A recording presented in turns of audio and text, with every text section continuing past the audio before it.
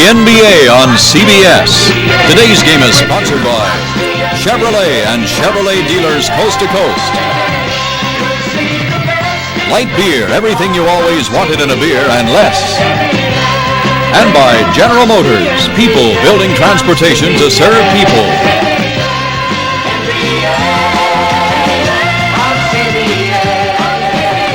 From the Kemper Arena in Kansas City, Missouri, it is the Kings against the New York Knicks. And of course, those of you in New York are very aware about the plight of the Knicks. They have struggled. They are 3 games below 500.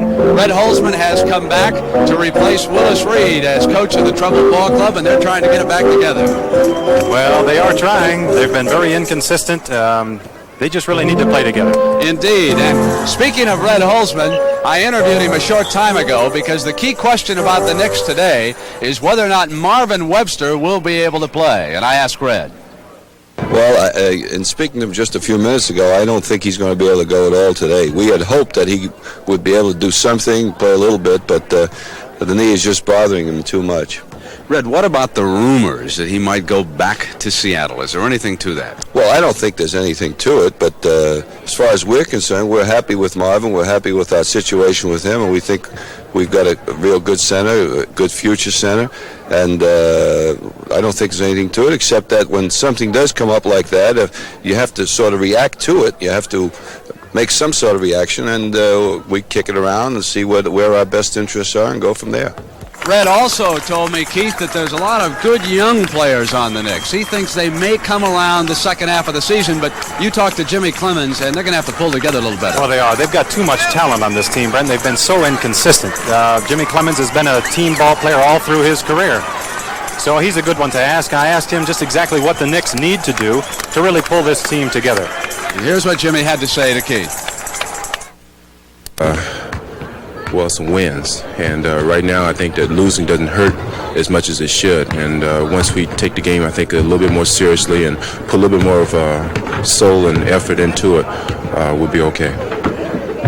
Of course, on the other side, it is Cotton Fitzsimmons, who was the coach of Buffalo but is now here with Kansas City, and he has melded this unit together. Their number 1 draft choice, of course, was Phil Ford, and in the backcourt, along with Otis Birdsong, they give the team a fantastic combination.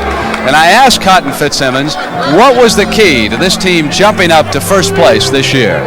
I think just a group of guys wanting to win and doing the things it takes to win. I think if you want to talk about it technically, defense. We've been pretty solid defensively all year. Cotton, now, let me ask you specifically about the newcomer from North Carolina. What has Phil Ford meant to the Kansas City Kings? Well, I think I'd have to say Phil Ford and Billy McKinney, the guy who backs him up. It allowed us to play what we call a one-guard front. We allow one guard to handle the ball, and they put the ball in the hands of the people that can score at the right time. And I think this has helped a great deal. But Ford in general has meant so much to us. He has tremendous charisma, a great attitude, and a burning desire to win all the time. Another thing, he's experiencing snow on a heavy basis for the first time. He spent all his life back there in the Carolinas. He doesn't know about weather like this. Most of us have been in warm weather and not used to this. Phil Ford, the number 2 player in the country this last year chosen, has been a tremendous addition to the Kansas City Kings. I asked him the same question. What specifically have you done to come in to help pull this team together? Well, I came in as the point guard, and from day one, I just came in playing as hard as I could. I tried to take care of the ball and try to get it to guys like Scott Wedman and Otis Birdsong and Bill Robinzine down low and Lacey. I came in trying to play hard, and that's all I've done. I think I've been given a lot of credit I don't deserve. And we are ready to go. The Kings are in their home white, and if you're wondering about Phil Ford, he'll be wearing number 1 as you see the starting lineups. McAdoo, Knight, Meriweather replaces Webster at center. He came to the team from New Orleans for Spencer Haywood. The Kings control the tap. Phil Ford is the lead guard. He comes down, and Mike Glenn takes him. Ford and Birdsong play catch, and this is Scott Wedman. Wedman is number 15, Lacey 44. They go inside to Robinzine with the first miss. The Knicks in their traveling blue, trimmed in orange, come back down on the attack for the first time. Glenn 34 has replaced Williams in the starting lineup for Red Holzman. Here's Jimmy Cleamons, 35. Toby Knight is 43. Meriweather will wear number 50. Lacey has him. Meriweather with the Knicks' first shot and drew the foul coming up. 44. Underneath. One of the things that's been hurting the Kings is their tendency to foul. Sam Lacey here picking up one foul right off the bat. Bill Robinzine, another player, very aggressive inside. Of course, Cotton Fitzsimmons is blessed with a good bench. He has Tommy Burleson to back up Lacey, so that when Lacey does get into foul trouble, he can move immediately. And they are waiting for the recovery of one Richard Washington, who broke a bone in his foot. And if Washington can fit into this fast-paced attack of Cotton's, the Kings are going to be tremendous down the stretch. This is a team to watch. Cotton is really looking forward to the return of Richard Washington. He really feels that he's going to help out a lot. Glenn is applying pressure on Ford, and Phil still is able to penetrate before setting up the first play. Lacey. The Kings are 0 for 2 off the top. They've got an offensive rebound. You've just seen one of the reasons why the Kings have been rejuvenated, the play of Sam Lacey. This team is playing together, and Lacey has really benefited from that a lot. Great pass inside. Credit Knight with that assist for Meriweather. Here's that play again as Sam Lacey getting the offensive rebound. Watch, putting it up left-handed inside. Beautiful play by Big Sam. Robinzine has built up his upper body in the last couple years. Ford outside, and the rookie from North Carolina. And oh, how I hope the coaches add him to the All-Star team for February 4th. He deserves it. Knight goes back, deflected out of bounds. And there's another trademark of North Carolina basketball players. They'll take it to the third row for you. Phil Ford in particular. Cotton was saying the other day, Phil Ford dove on the floor for a loose ball, picked up stitches in his chin, went to the locker room, came right back. The first play he returned, dove again, and hit his chin on the floor again. Glenn puts it down for Holzman. Double team. Goes back now to Jimmy Cleamons and puts a move on Wedman and gets inside and travel. Fantastic defensive help by Phil Ford. Coming over, forced the travel. Let's see if we can pick up Phil Ford where he is now, underneath the basket. Now watch, there's Jimmy Cleamons coming over. There's Phil Ford coming across, forcing the travel on Jimmy Cleamons. Tied at 4. 10 minutes and 14 seconds first period. Phil Ford came up on Glenn and drew the foul. So here comes Phil Ford, number 1 to the free throw line. Relaxman 2. Billy Cunningham and the Philadelphia 76ers were drooling over this young man a year ago. They tried to work a trade that would bring him to the 76ers. But it was Joe Axelson and Kansas City that got the job done. And in effect, you can go back to the tiny Archibald trade several years ago that in effect got them the draft choice that brought Phil Ford here. It also involved the deal with Seattle prior to last season. McAdoo's shot short inside Lacey, and McAdoo's got it back. 1 for 2. That was made possible by the effort of Toby Knight going to the offensive boards. Turned it over as he made his move. Bombed the ball. It'll go over to the Knicks on the turnover. We're tied at 6 in the early going. The Knicks tried to get here Friday night after their loss in Denver. Were unable. Tried twice yesterday before they could finally get into snowbound Kansas City. Toby Knight on the pull-up. And it's off. Loose ball. Kings all white. 3-1. Otis Birdsong out of Houston comes to the left baseline inside of Glenn. Chance for the three-pointer. Otis Birdsong is a picture-perfect shooter. He can really knock that ball down when he gets a chance. Now watch as he gives a beautiful fake to Mike Glenn. Gets him up in the air, gets the foul, and still with that concentration. Put that ball, look at that form, right to the basket. The arrival of Ford has allowed Birdsong to play without the ball. He is an outstanding shooting guard and not necessarily a lead guard. A 3-point Kansas City lead. Toby Knight out of Notre Dame pops out. Cleamons looking for maneuvering room, and Ford goes with him inside. Now here's Jimmy, 35. Red trying to get him to shoot a little bit more in this attack. You don't have to worry about McAdoo. When he's hot, this team will blow you out. Trouble is, you can't be that hot every night. Glenn trying to keep Ford down away from the other 4 Kings. Keep him up high. Here's Birdsong. Lacey pops out. Good passing center. Back to Birdsong. Got away from him. Robinzine saved it. Good play by Robinzine. Wedman. Loose ball. Knicks. Cleamons now controlling the attack. Right side. Here's Knight. Back to McAdoo. Short. Foul. 52-2. Watch this play, Brent. Bill Robinzine going after a loose ball, headlong off the floor, saving the ball back to Otis Birdsong. That's really the trademark of this Kansas City King. Now everyone on the team is willing to give up some of himself so that the team will win. Last year, it was the Seattle Supersonics who surprised the NBA world. Who were those guys anyway? Now it's this man, Cotton Fitzsimmons, and his Kansas City Kings, who are doing the same thing. Everyone thought that Denver was a lock in the Midwest. They like Chicago with Artis Gilmore for second. 5 dudes playing together, and 6 others who can come off the bench are getting it done here in Kansas City. You will notice a lot of empty seats in the background. Those who are here deserve a medal because of the weather conditions. Headline in the Kansas City paper, stay in. That doesn't help attendance in the old ballpark. Here's McAdoo to tie it. Short. Wind chill factor, minus 50 degrees. It was great for a couple of West Coast guys. Short again. McAdoo's having a terrible year at the free throw line. Can't understand it. He's a great outside shooter. He shouldn't miss free throws. Wedman on the pull-up.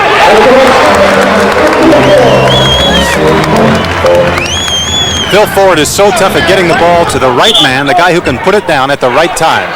There is a whistle blown by Jack Madden down away from the ball that time. There's Phil Ford giving the ball up to Scott Wedman, had a step on Toby Knight right at the perfect time. That pass went to Scott Wedman's hands. All right, Knicks now go to set it up.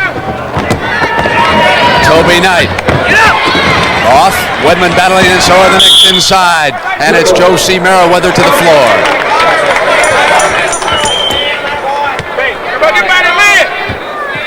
Once again, we're going to be repeating this quite a bit. Watch the ball and watch Phil Ford up at the top, the left-hand part of your screen.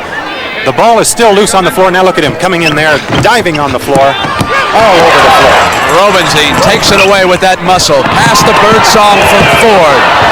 Didn't have the right angle, but the Kings have got it back for a second shot, and Otis will take it. Lacey is undefeated. They didn't block him out on that side. They've got to seal Sam Lacey. Meriweather stayed right in front. They had a man open all over the floor. Otis Birdsong put the shot up, and watch Sam Lacey come inside. Actually, Bob McAdoo and Toby Knott on the other side. Actually, it was Meriweather. 2 men weren't screening anybody out. Left Sam Lacey open. Kings have run to a 13-8 lead. McAdoo hit Meriweather, who traveled. He didn't expect the pass. He was rolling to the hoop for the offensive board. It was a pressure defense again. Now watch as McAdoo comes up. Bill Robinzine fell back into the center. Meriweather traveled. Glenn again trying to harass Phil Ford. Ford yelling for help to get out on the left side. Now he goes to Lacey. They feed Birdsong out of bounds. It'll go to the Knicks on the turnover. It was actually a pretty good play. Beautiful play, as a matter of fact. The pass was just a little bit out in front of Otis Birdsong. Now it's Birdsong picking up Glenn high for the Kings. It's 13-8. The Knicks on the short end right now. Cleamons to McAdoo. Robinzine with his hands up. Now Glenn comes around. Didn't get the screen long enough. His Ford jumped in off Cleamons' hand. It'll go to the Kings on the turnover. The Knicks have been plagued by turnovers all season long. And there's the man who's got to put this team back together. Inside, Ford gives it up now, and it goes back to Wedman at the perimeter. McAdoo, all blue. Now it's Glenn. He's a good shooter if he can get some daylight. McAdoo on the pull-up over Robinzine. He's a great shooter, doesn't even need the daylight. It's interesting that if Glenn Gondrzak were healthy today, McAdoo would be coming off the bench. I'll get into more of that story shortly. Ford works the baseline, and it's Birdsong, the man he went to. Oh, how those guards are so vital in the NBA. It's always the centers who get the attention in this league, but try to do it without good little men now. Boy, every team would love to have a player like Phil Ford. Give up the ball. Out of bounds. Kings. I'll tell you, that's a great play by Sam Lacey. Here's Robinzine pull-up. Fantastic. I'll tell you, it's a pleasure to see these Kansas City Kings play basketball. Sam Lacey going off the floor in the back of your screen, almost in the stands. Here comes Phil Ford down the floor. Now watch how easily he gives the ball up, how quickly. He's not even looking for the shot himself. Gives it off to Bill Robinzine. Guys want to fill lanes when you've got a guy that's going to give the ball up. A good quarterback does his homework on and off the field. That's probably why the three of us are all drinking light beer from Miller. See, light's got a third less calories than the regular beer, and it's less filling. Plus, it tastes great. And you know it's important to have a command of facts like that. It's mental discipline, really. You're darn right. Because if you know every position, every option, every formation, you'll never get your signals crossed. Hey, that's my beer, Terry. Oh, no, this is... Yeah, no, wait a minute. Wait a minute. Light beer from Miller. Everything you always wanted in a beer, and I less. didn't peel my label.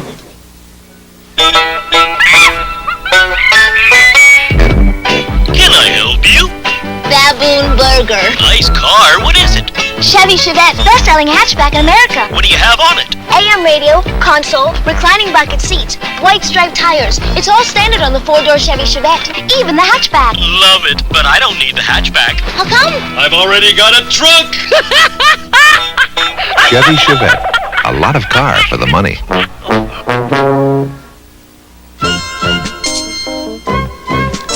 Your services are no longer required. I see no future for you. Over 6 million shavers have said goodbye to their old razors and said hello to Atra, Gillette's best shave. The revolutionary Atra pivoting head gives a face-hugging action that outshaves every razor we've ever made. Good shave. Sorry, sir. Atra, Gillette's best shave. Atra, you're supernatural. Under Red Holzman, the Knicks are 14 and 15, and of course, when Red replaced Willis Reed, the team won its first 5 games. Turnovers so far, 2 for Kansas City and 4 for New York. The Kings in white come out, and so far they are as good as advertised. With 6 minutes and 5 seconds to go, they lead the Knicks 17-10, and it is a brand new tempo here in Kansas City. Ray Williams has checked in, number 13 for Holzman. He's controlling the ball, and Toby Knight comes out with Wedman on him, and Wedman picks him clean.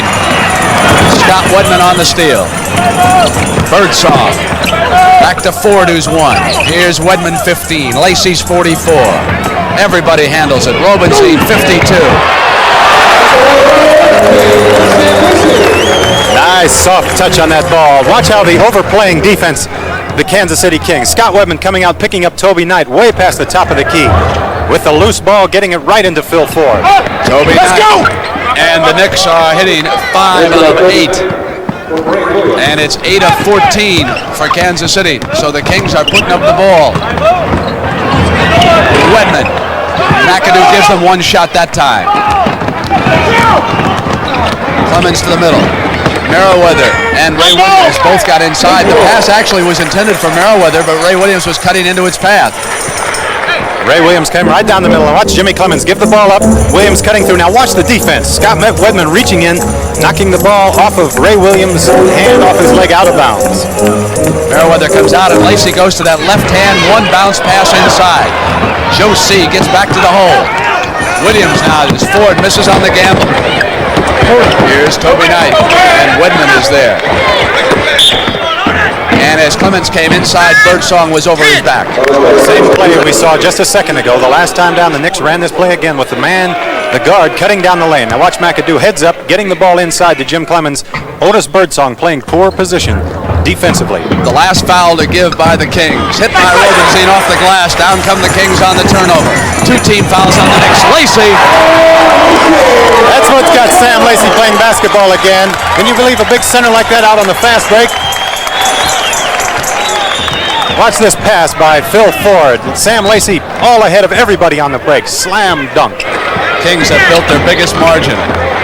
Cleamons left perimeter. 21-14. 7-point difference. Phil Ford back to Birdsong. And here's Lacey. 4th pass. Here's Ford. And there's a 3-second violation. And if there is a problem with the Kings, sometimes they will pass it once too often. That's sure a problem that most coaches have never had in the NBA. Too many passes.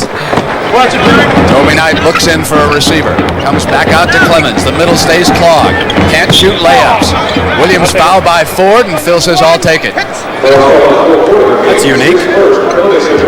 Young man, rookie coming into the league. Clearly fouled Ray Williams. Hit him on the arm.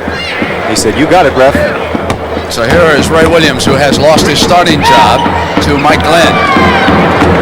Two to make one. 2 for 1. He was the first substitute Red Holzman turned to today against this guard combination from Kansas City, Birdsong and Ford. You'll be hearing that all year long if these two stay healthy. Signal is called out. Cotton Fitzsimmons down on one knee. Here's Wedman from the right corner. That was a beautiful play. Bill Robinzine posting up inside. If he didn't have the move, he just dished it out to Scott Wedman. Had a wide open jump. Williams fouled outside before he started the move to the hole. 1-0-10 on a push off right here. Fitzsimmons warning Otis to settle down a little bit. And Red Holzman over on the bench next to Marvin Webster, you can see in civilian clothes, not playing for the Knicks today because of tendonitis in his right knee. The Knicks saying that they are pleased with Marvin Webster, but obviously leaving the door open if Sam Hillman originates the phone call to them. Webster having left Seattle for the money and the fame and the riches in New York, and it hasn't turned out all that well. Steal by Toby Knight. Beautiful play by Toby Knight. Great anticipation on the cross-court pass. Very tough pass to throw. Right back comes Ford, and he's fouled. Williams was riding him as Marvin Webster looks at him. Butch Beard is the assistant coach on Webster's left. When we widen out, he is next to Red Holzman. You'll see him right there. There is Butch. And the Chicago-Milwaukee score. Bucks lead it in the first. Nice play by Robinzine again. Inside, posting up, down low. Can't give position like that to a good, strong, big man like Robinzine. Knicks trailing by 6. McAdoo's inside, and it's a 4-point game. Out! Yes, back in. Scoring. It is 4. And again, the same thing that just took place at the other end of the floor. Great position by Bob McAdoo down low, and he can just kill a team with that position. Birdsong swatted away, but goaltending scored. Meriweather. Scott Fitzsimmons was chasing the official out to half court, didn't see that the man on the other side had made the call. As the ball bounced off the board, he blocked it. It was a good call by the official. When there's 3 referees, which one do you call with? Well, the other ones get the call right. Williams to the right corner. Headed into the baseline, then pulled up and hit it. Kansas City keeping the heat on at the other end. Great move by Ford. Meriweather gives him but one shot on the miss, though. And the Knicks can pull to within 2. Ray Williams. Out. Lacey. Birdsong. Gets inside of Williams and goes to the glass. And there's Robinzine. No basket, he traveled. And the Knicks get a break on that turnover. They did get a break, but he did travel inside. But it was strong again, going to the offensive boards. Good penetration by Otis Birdsong, taking the ball. What he did actually was take his eyes off of the basket, looked at Big Bob McAdoo as he was putting the ball up. We are super critical on that line. We'll knock down engines for a bad paint job, and that's no jive, man. Quality control is the most important aspect of the whole business. James Rock, Quality Control Inspector. This is who we are and what we do at General Motors. If the customer has problems with that car, then we got problems, because he's not going to be a General Motors customer again. We have 9 inspection stations. I go around to critical points on the line to ensure that they're doing the job right. I run hot tests. You can listen to that engine and you can say, well, this one's a good one or this one's a bad one. It's a good feeling. It's a little feeling of power. There's nobody going to overrule you. But we want to ensure that by the time that it's shipped to the assembly divisions, that engine does function in the way that it's designed to function. I feel personally responsible for that car. I know it's a good car. I know we build it and we build it right. General Motors, people building transportation to serve people. When people are out there looking for insurance, they're looking for a good, solid company they know is going to be around tomorrow. And they find that in State Farm. But they also have the State Farm agent who is going to be there in a very personal way, person-to-person contact, taking care of their individual needs. Whether it's life, home, health, or car, we're there. And like a good neighbor, State Farm is there. Next Saturday, don't miss the hard shots, the trick shots, and all the risky Hollywood stunts on the new-look CBS Sports Spectacular. You'll say, you saw it on CBS Sports. Everything's up to date in Kansas City, right? The Knicks show an edge in rebounding so far, 7-3 on the team side. 153.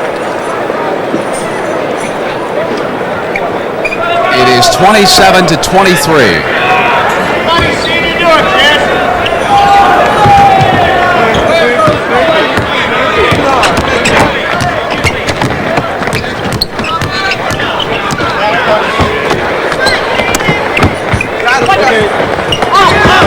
Hit away now by McKinney, who is checked in for Kansas City. Billy McKinney out of Northwestern. Jimmy Cleamons on the turnaround for the Knicks.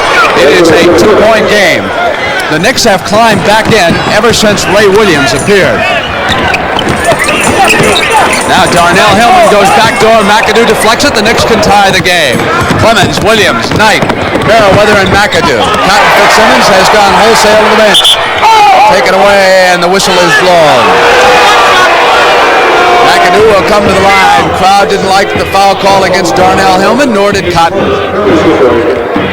crowd also didn't like when Joe Meriweather coming down the fast break looked like he took about 4 steps before he put the ball on the floor. If the Knicks keep shooting this way, they can at least stay close in this one. McAdoo was 1 of 2 to make it a 1-point game, but they've hit 69% so far. And 54% for the Kings. Lacey and Knight was double teaming, backing back up on it. And Meriweather is called for the foul, and I'm not sure it was not Knight. Brent, you mentioned earlier about McAdoo not shooting free throws very well. Watch his form as he shoots this free throw. He's such a beautiful outside jump shooter. Now watch how he just kind of jerks the ball and pulls his hands back very quick. He's only made 1 out of 4 so far in this ball game. Only shooting 64% from the free throw line. Not good for a guy that's as great a shooter as he is. And those are the only misses for the Knicks at the free throw line. They would be 6 of 9 with those 3 misses by McAdoo. The Kings are perfect. They are 5 of 5 right now at the free throw line. A 3-point Kansas City lead, and those missed 3 free throws right now by McAdoo are the difference. But the Knicks are shooting very well here early. Cleamons is all alone with a pretty move. Patience by the veteran. Yes, it was. Beautiful play by Jimmy Cleamons, and he's another player that the coaches wanted to shoot more. A real rarity in the NBA. McKinney goes to Hillman. Hillman not known for his outside shooting. Knight is open. And the Knicks now are finding men open. But keep in mind that Cotton has gone to his bench. He's got fresh troops. His regulars are resting, and Red Holzman is still going with his starting lineup, except for Ray Williams. So fatigue could be a factor, and Holzman must weigh that as he duels Cotton Fitzsimmons the rest of the afternoon. It's a 1-point Kansas City lead. Lacey comes up on Meriweather, and it was obvious there that Redmond was reaching in over the top. Redmond out of San Francisco will commit the foul. He has checked into work in the backcourt with McKinney, an obvious one as he came up over the top, and Jimmy Cleamons comes down to the free throw line. Cotton Fitzsimmons jumped to his feet and was yelling to Redmond. Watch going over the back. Now let's watch it again and see if, watch Jimmy Cleamons. It looked like he backed up and forced Redmond to lean over his back on that play.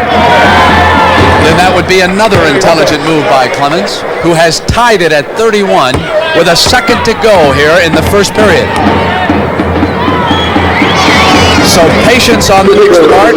Good shooting here in the first period. And when they fell behind, they were able to whittle away at the Kansas City lead, and they have hung tough. So we've come to the end of the first period here from the Kemper Arena in Kansas City. It is the New York Knicks 32 and the Kansas City Kings 31.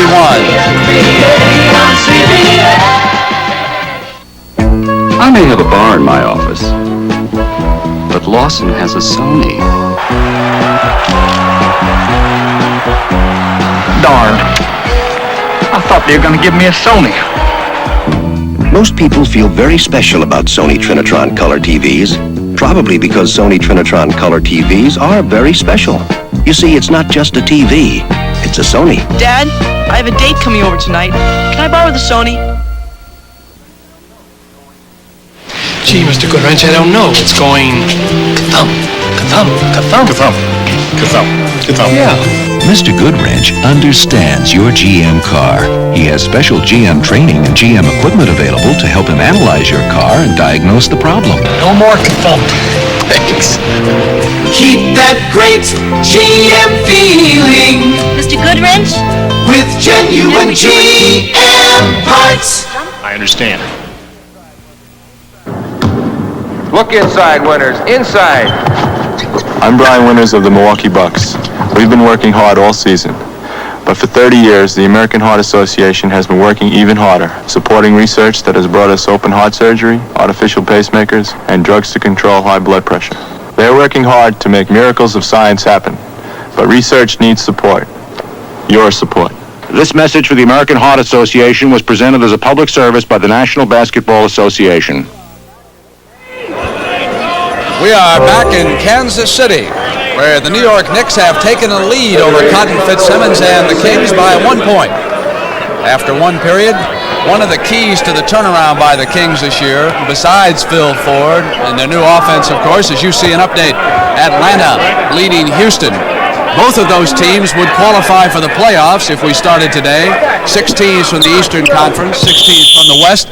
The Knicks would not be in there. They are looking up at Atlanta and the amazing New Jersey Nets right now. But the Knicks came on and showed some maturity there in the first period here against Kansas City. And there was a foul as Knight was backing in on Wedman, trying to get position away from the ball. He has picked up the personal. Interesting how the two coaches are varying their substitution patterns here. The Kings have only Scott Wedman, who was an original starter in the game, but 4 substitutes in there now. Including that man, Tommy Burleson, on the miss.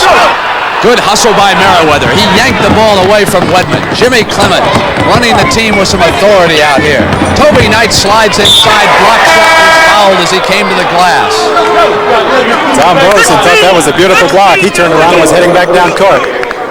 John Knight getting the baseline on that play. Here's Burleson coming over, making a block on that ball. Knight didn't give any reaction like he had been fouled.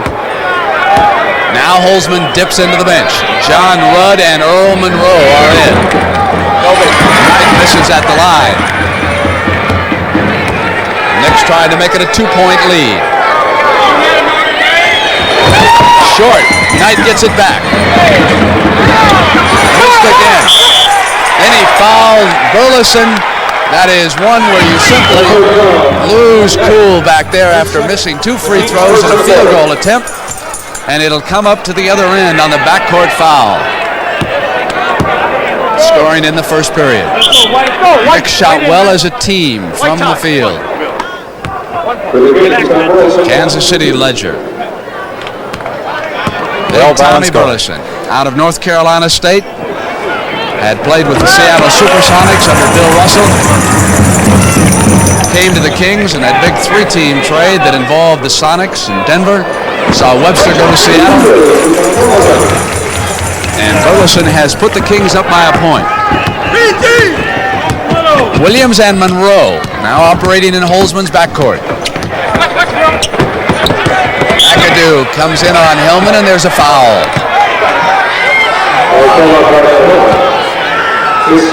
Kansas City has been playing some pretty poor defense so far in this game. You know, we've been watching everything offensively so outstanding. They've been giving up an awful lot of inside stuff to the Knicks and also a lot of baseline moves, like that last one by Bob McAdoo, taking Darnell Hillman on the baseline, going to the basket. Again, McAdoo missing the free throw. It's that one after the Knicks had missed 3 in a row. So Billy McKinney, who sat out last year after being cut, here's it up to Wedman. Toby Knight on a bad pass by Wedman, hitting Knight in the foot. Williams to the middle. McAdoo had it knocked away. Redmond with a hand on it. McAdoo going to Williams inside. McKinney picking him up as he came right down, and a foul call against Williams. The defense of Kansas City is playing good pressing defense all over the floor, but when you pick guys up outside like they're doing, you have a tendency to give up a little bit if they get a half a step on you going to the basket, and that's really what's been happening to Kansas City defensively. Scores tied at 33, second period. Knocked away from Rudd, who retrieves. Monroe left alone when Redmond went to the ground. Knight loses the ball. Toby Knight encountering problems right now. McAdoo puts it down, gets inside, swatted away by Burleson on the block. Redmond sealed up by Williams. Hillman's alone. And that last play by Tommy Burleson, the block down here, it's pretty tough to believe that he could come out of nowhere and block a shot like that. 7'3", 256 pounds. And Holzman wants Meriweather back in the game. McAdoo with a pick. Hillman switches back. Monroe works on McKinney. Let's go back a second ago. There's Bob McAdoo already having committed himself. Tom Burleson waited for the last second. Spiked that ball down like a Olympic volleyball player. McKinney to Hillman from the corner. Rudd pounces. So Darnell with 2 field goals in a row. The Kings lead it by 2.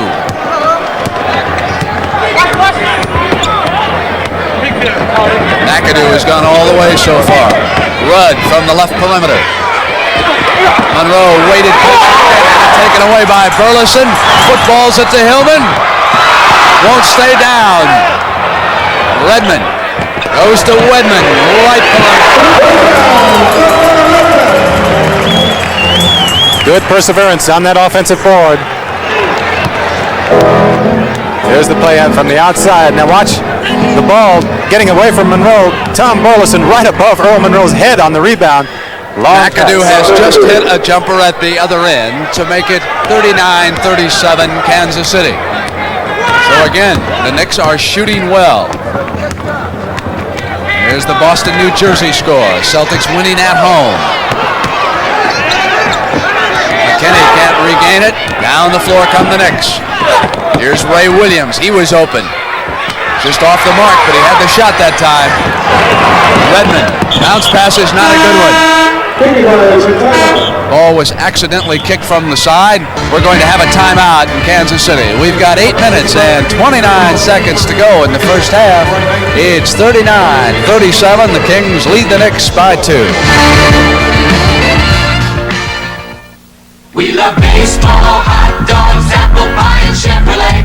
You sure are getting behind Chevy's new midsize Malibu, America. And why not? It's got the right mileage estimates, the right size, the right feel, the right look, and the right room. And for a lot of folks, it's got the right name, too. Chevy Malibu. The 79 Chevy Malibu could be just right for you. A fresh new slice of apple pie called Chevy Malibu. It's so wonderful to make a child's dream come true. It's a moment of love, a joyous sensation. Ooh, come on and have a Pepsi day. Come on and taste the Pepsi way. Come on and have a Pepsi day. Owens Corning built this glass house so you can see all the places insulation can save money, new home or old. Your attic. In severe climates, you may need insulating power up to R38, a foot of pink Owens Corning fiberglass. Another place to insulate. Floors over unheated garages or crawl spaces, and walls exposed to cold or heat. Put your house in the pink. Get Owens Corning fiberglass insulation now. It's cheaper than oil. Tennis is next from Madison Square Garden. You'll see Arthur Ashe take on John McEnroe.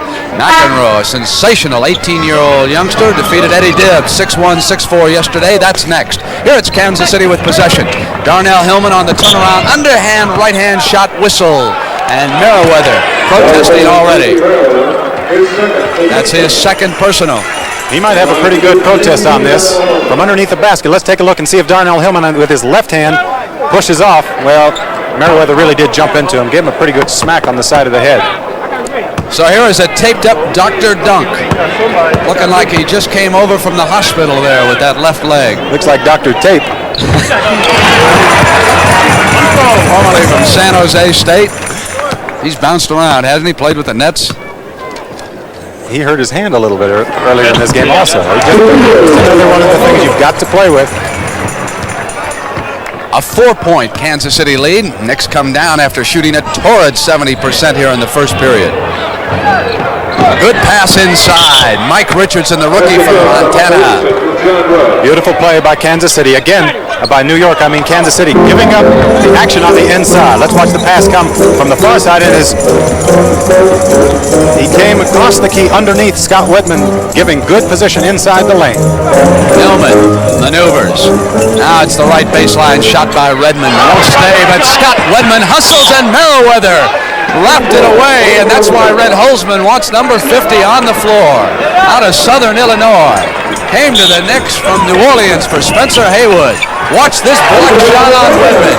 Beautiful offensive rebound by Scott Wedman. Put it up, didn't realize the taller, nice shot. Kansas City scored to make it 43-39. Rudd turned it over. McKinney, he's quick. Burleson, underhand reverse layup.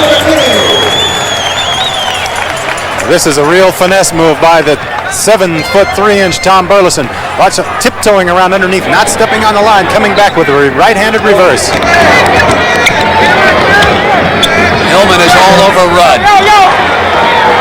Monroe. And Meriweather with an offensive rebound.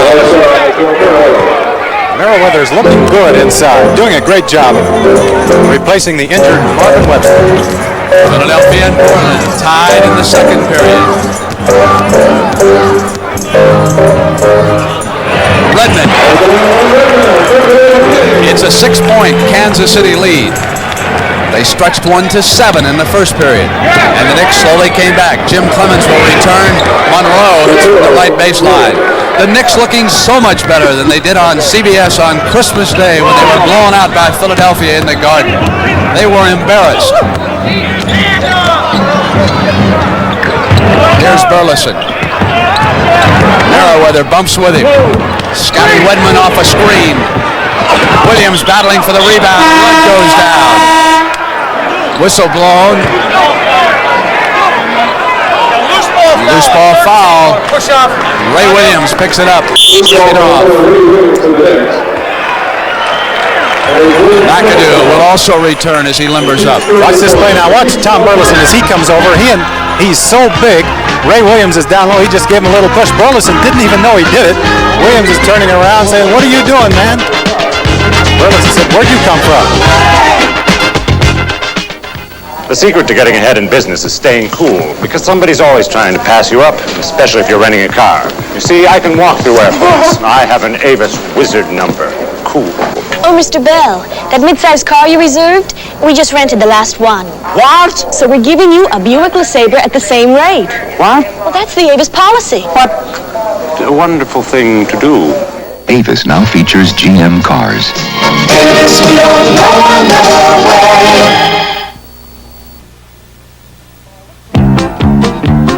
All across our land, people know our brand.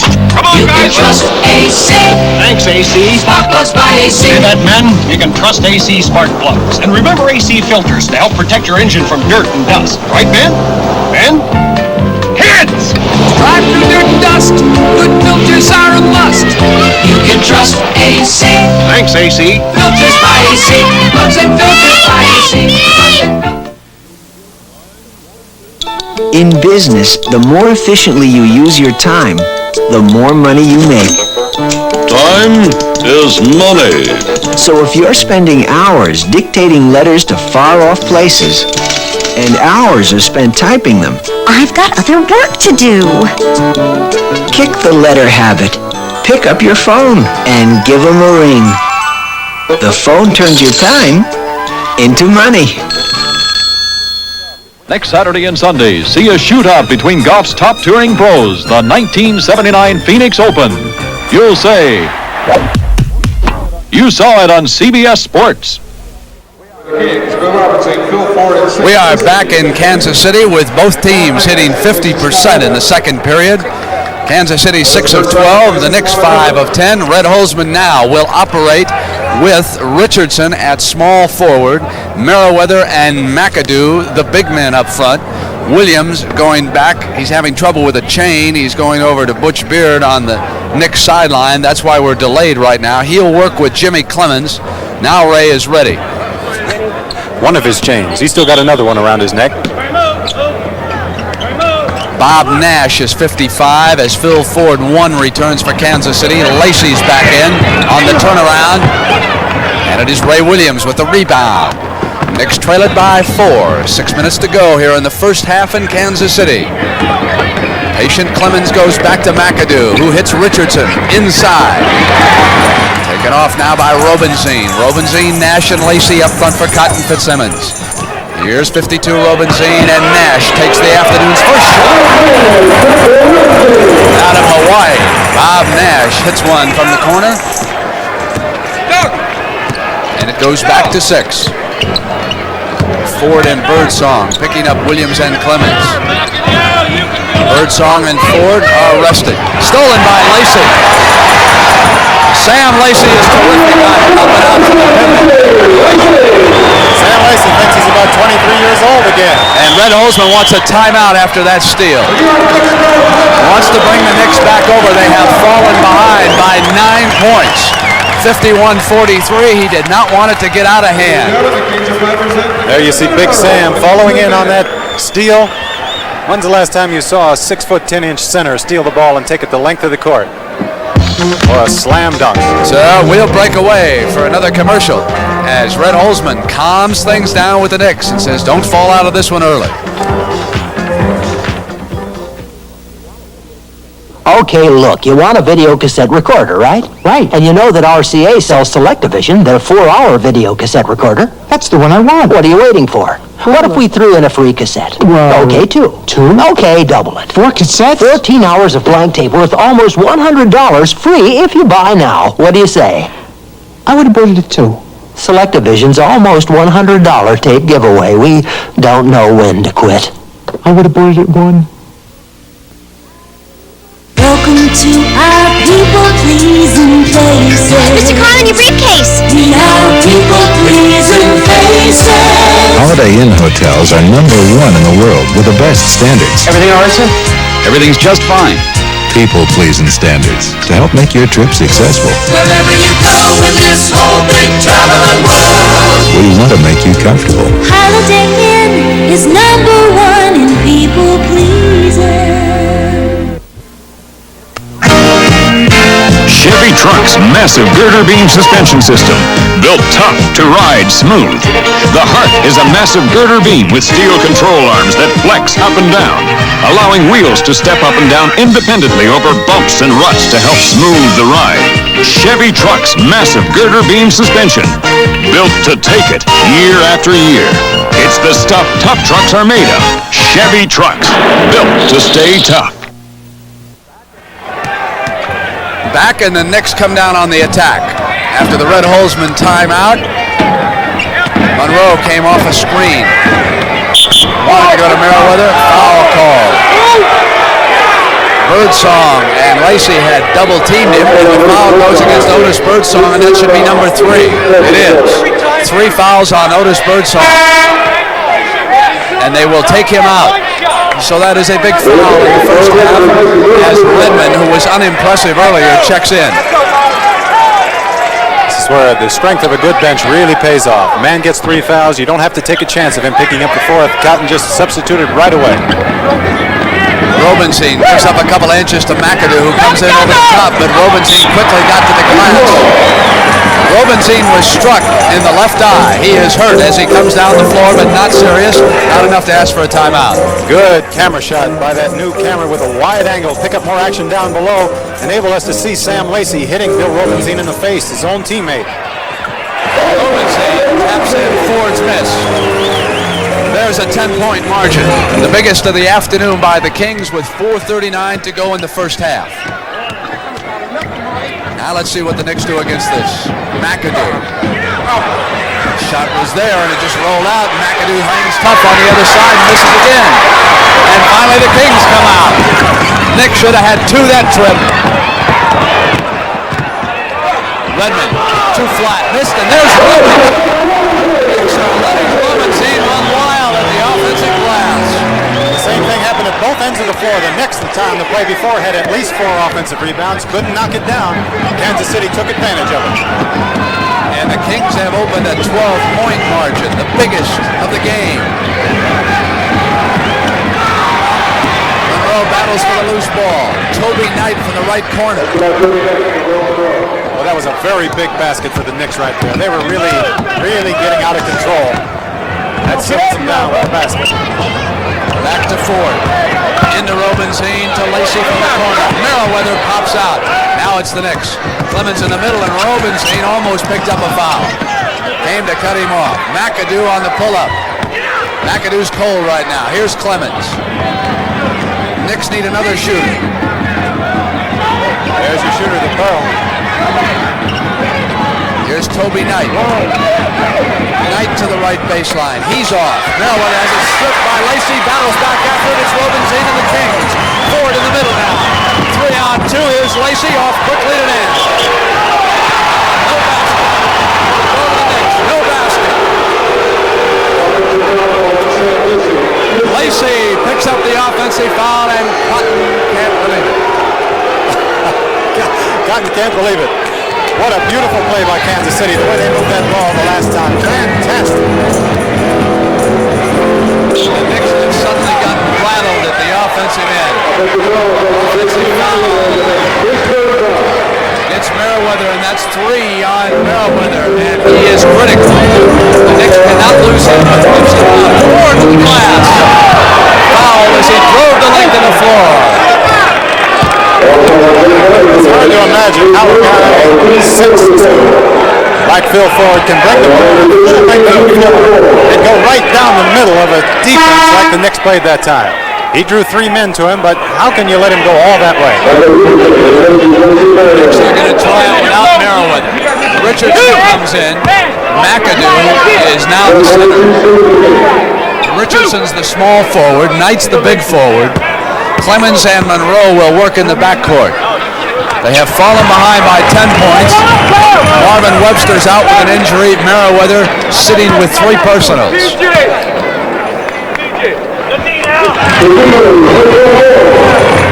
It's up to 12. And arrested Phil Ford has made a big difference. He sees everything on the floor. Cuts off Monroe. Cleamons moves to Richardson, who had it knocked away. And it was Ford again. Phil Ford to the middle. Away from Lacey. Not a good pass. That happens at times when the guy gets going as fast as Phil Ford was going on that play. Got out of control a little bit. Thought Lacey was going to cut to the basket. Lacey held up for the jump shot. There's a Chicago-Milwaukee update, with the Bucks leading at 48-41. Here, Kansas City has seized control in the second.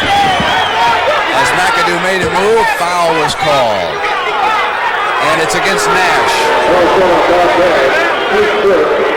Like inside, Bob McAdoo trying to bust himself through the 2 players. Had pretty good body position. The official was on the outside where he couldn't really see if there was any contact from the inside. Made the call on Bob Nash. Now free throws double in importance for the Knicks. What a terrible free throw by Bob McAdoo that was. Watch his release on this ball. His arm should be up towards the basket with his hand. He just zips his hand right back again. 1 of 2 that time. Kings come down. Ford seal out. Now moves on Cleamons, who stuck right with him and fouled him. Stuck a little too close that time. 2 fouls on Cleamons, and here he comes. North Carolina star to the free throw line.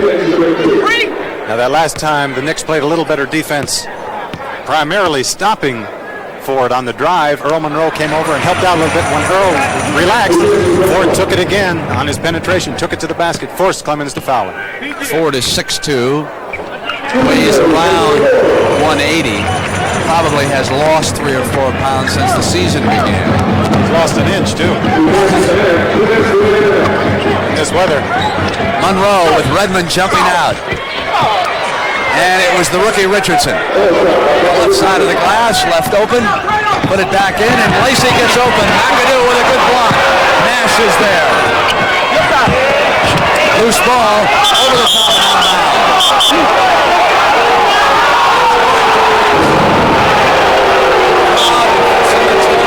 the ball will go to the Knicks. They trail it by 11, 1:41 here in the first half. Redmond doing a pretty good defensive job on Monroe so far. McAdoo was double-teamed as he came to the glass. Had it knocked away.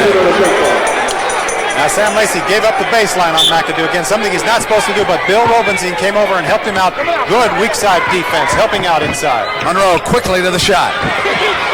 One shot as Nash runs it down, and here's Ford. Quickly to the attack. Spins inside.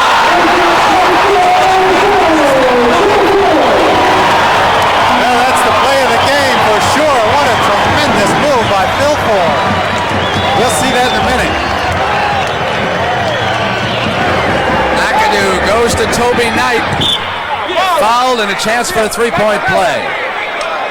Good, smart play by Toby Knight. Now watch Phil Ford put this reverse pivot on a defensive man, come around a big step, take the ball to the basket. Now look how his feet are completely out from underneath him, and was able to still put that ball up softly on the board. What a sensational play. And he was watching the ball, thinking about the basket. He never took his eye off it. He didn't care where he hit the floor.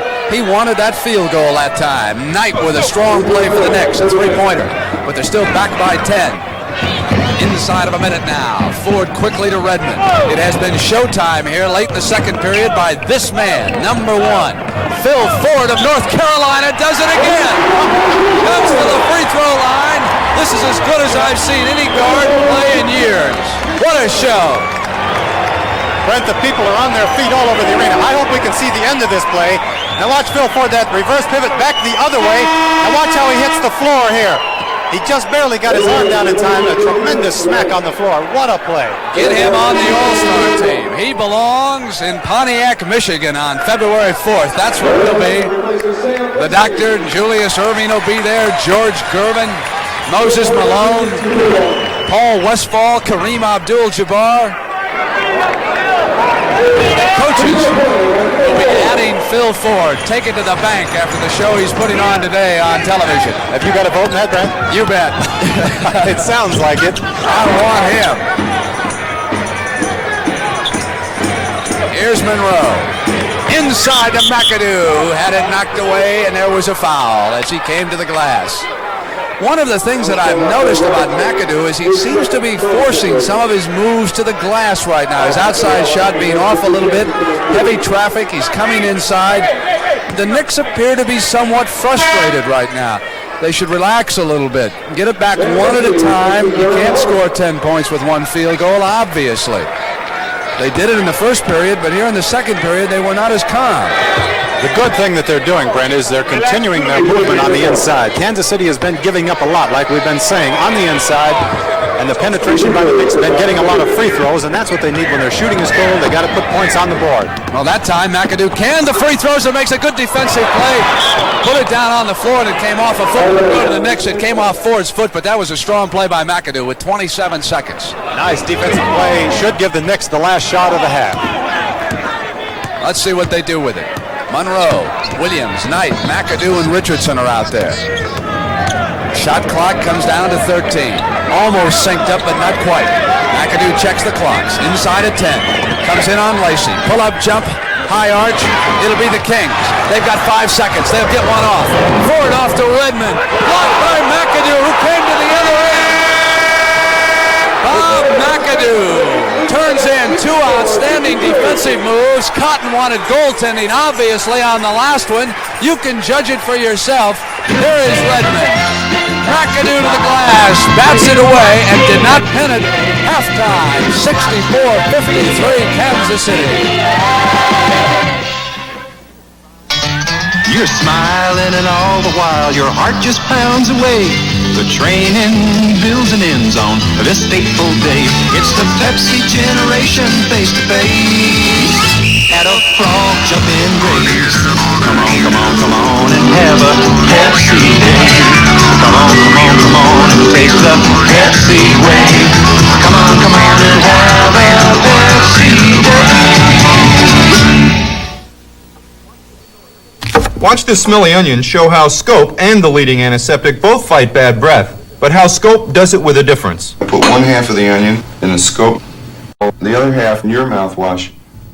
Has a medicinal smell. It really shocks me, the difference in those. Which way would you want your breath to smell? Like Scope. It's pleasant. I'm impressed. I'll try it. Scope fights bad breath. Scope doesn't give medicine breath. Outward bound, Rota, Spain.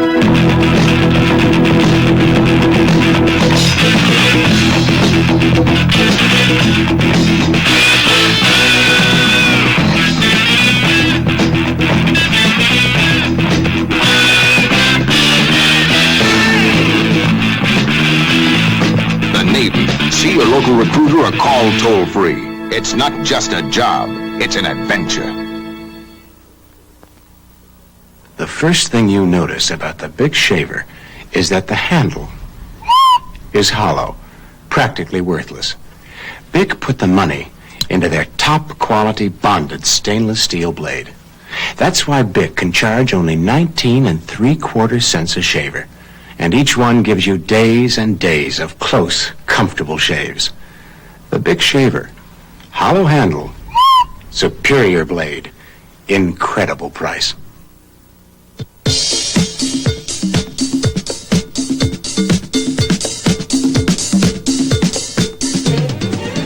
Basketball is everyone's game. Short folks, tall folks, girl folks, boy folks, young folks, all folks. Basketball is everyone's game.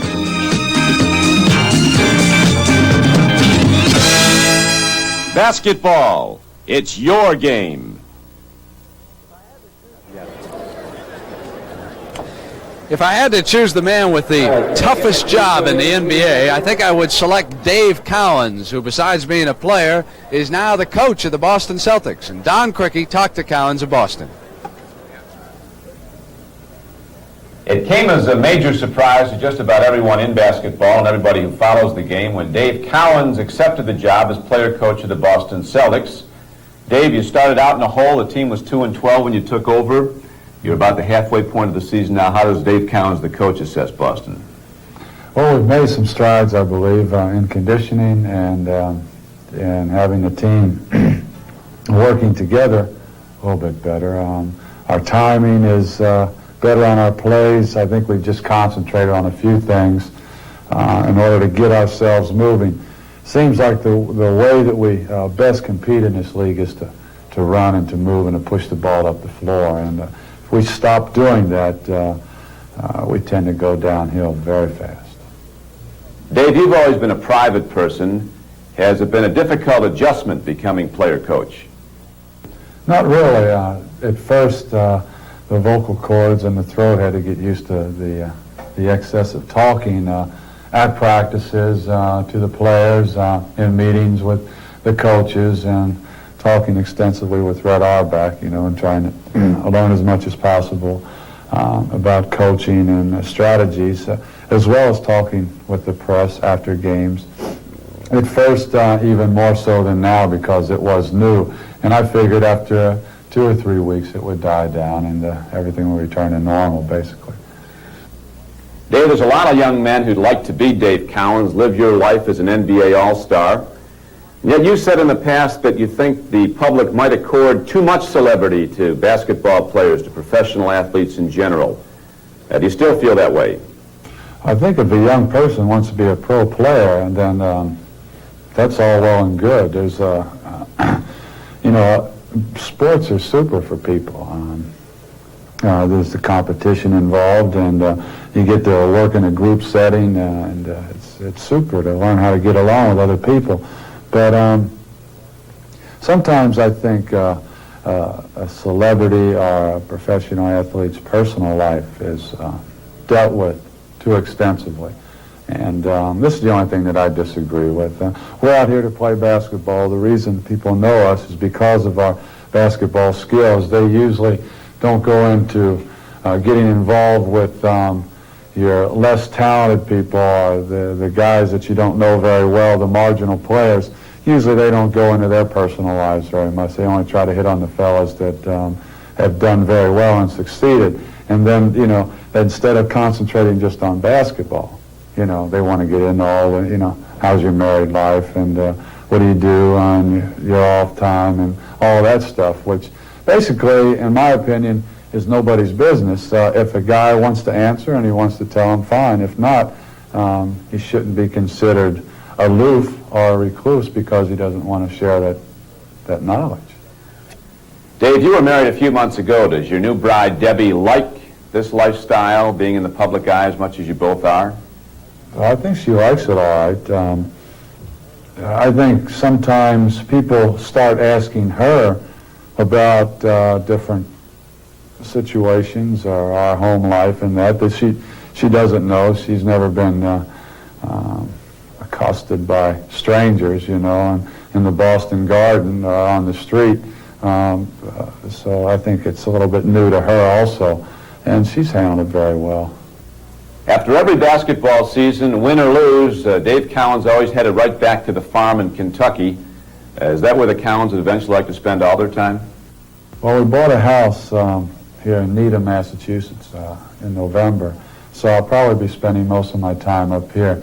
The farm is really, that's been overplayed a bit, I think. I bought 30 acres. I wouldn't really call it a working farm or a farm as such. I'd call it a big backyard, more so than a working farm, yes. But would you eventually go back there when you're done playing, or you're not? I don't know. You know, now that I'm married, I'm kind of, you know, separated from, you know, the Kentucky scene, and have to go on, you know, maybe have kids in the future. So, I think the one thing that people will always have a recurring question about, and that they'd like to ask you, Dave, people who are watching who follow the NBA, they were quite stunned when in 1976 you took your now famed sabbatical. Why did you leave then? Because I didn't think that I was getting anything out of basketball, and I wasn't giving anything. So it wasn't a very good relationship between myself and the game, and I decided that the only way to solve this problem was to get away from it. You feel good about the game again now? I think so, yeah. I resolved my problems. All right, David, thank you for taking time out. Good luck the rest of the way. Thank you. Dave Cowens, the player coach of the Boston Celtics. The NBA on CBS will continue after this word from your local station. Monday, just about everything that can go wrong does on the Tim Conway Show. Don't miss the fun with special guests Carol Burnett, Don Knotts, and Village People, Monday at 8, 7 Central and Mountain. This is CBS.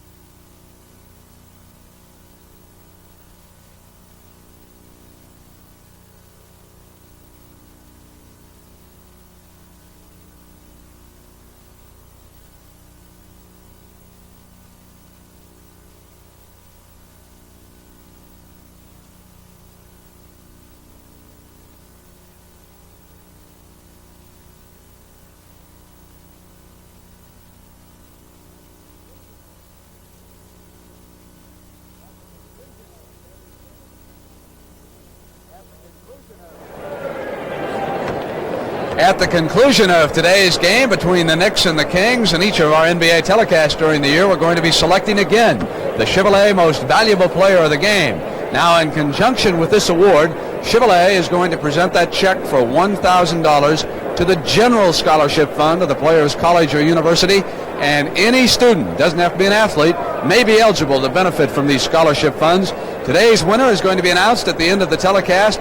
Keith Erickson and I have given North Carolina half a leg right now. We'll see what happens in the second half here in Kansas City. And, of course, when the game is over, we've got a tennis match for you from Madison Square Garden. John McEnroe against Arthur Ashe.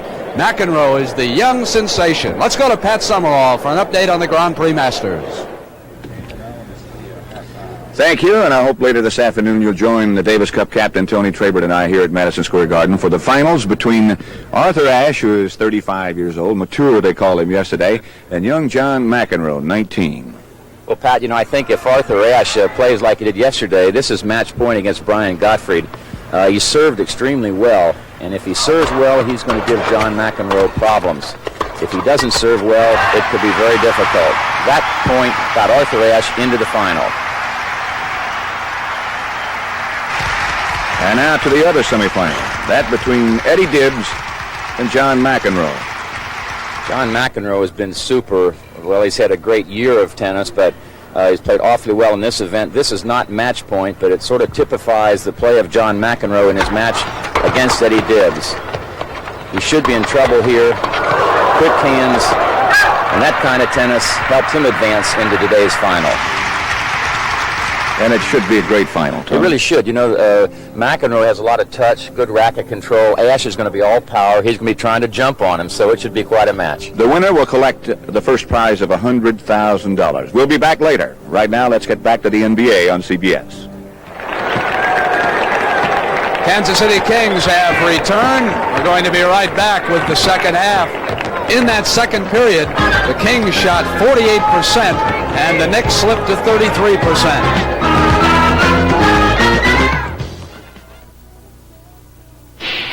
Think of yourself in a special way in the new Monte Carlo from Chevrolet. Think of yourself behind the wheel, enjoying that special Monte Carlo feel, standing tall, feeling proud. Put a little distance between yourself and the crowd. The Miller people promised me a case of light beer if I could keep this ball spinning for the length of this commercial. Now, I'm not one to show off, but I do just about anything for a few light beers. You see, light's got a third less calories than the regular beer and it's less filling, so I can stay loose. But the thing I like best is the taste. And I believe at this time that somebody here owes me a case of that taste. Thanks a lot, boys. See you around. Light beer from Miller. Everything you always wanted in a beer, and less. Hi, Charlie. Well, off on another last-minute business trip, huh? Yeah, gonna fly the old friendly skies. You know you could take someone along for half fare? My wife and I didn't have time to... No advance notice. She just walks up with you, pays half fare, and away you go. You mean I could... Did you know you could take your kids for free? Oh. They could be with you right now. No charge. Oh, thanks, United. I'll be right back. At United, the savings are bigger and the restrictions are smaller. Light up friendly skies. Hello, I'm Larry O'Brien, Commissioner of the National Basketball Association. The NBA supports the work of Variety Clubs International, which does so much for underprivileged children. As the Variety Clubs say, no one stands taller than when he or she stoops to help a child in need. So stand tall. Give the kids in your area a helping hand by supporting your local Variety Club. Follow the lead of the NBA. Preceding announcement was brought to you as a public service by the National Basketball Association. The NBA on CBS, sponsored by the Miller Brewing Company. Chevrolet and Chevrolet dealers coast to coast. And by Gillette, makers of Atra, America's original pivoting head razor.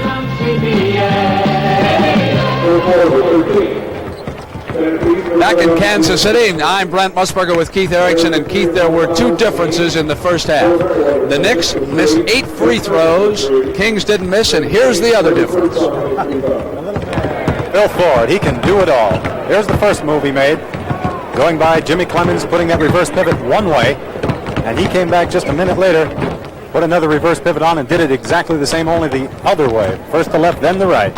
He has handed out 8 or more assists 20 times so far this year. He has scored 20 or more points 9 times. He's halfway home with that assist total. Shooting, he was 3 of 5, and there's that other move that Keith told you about.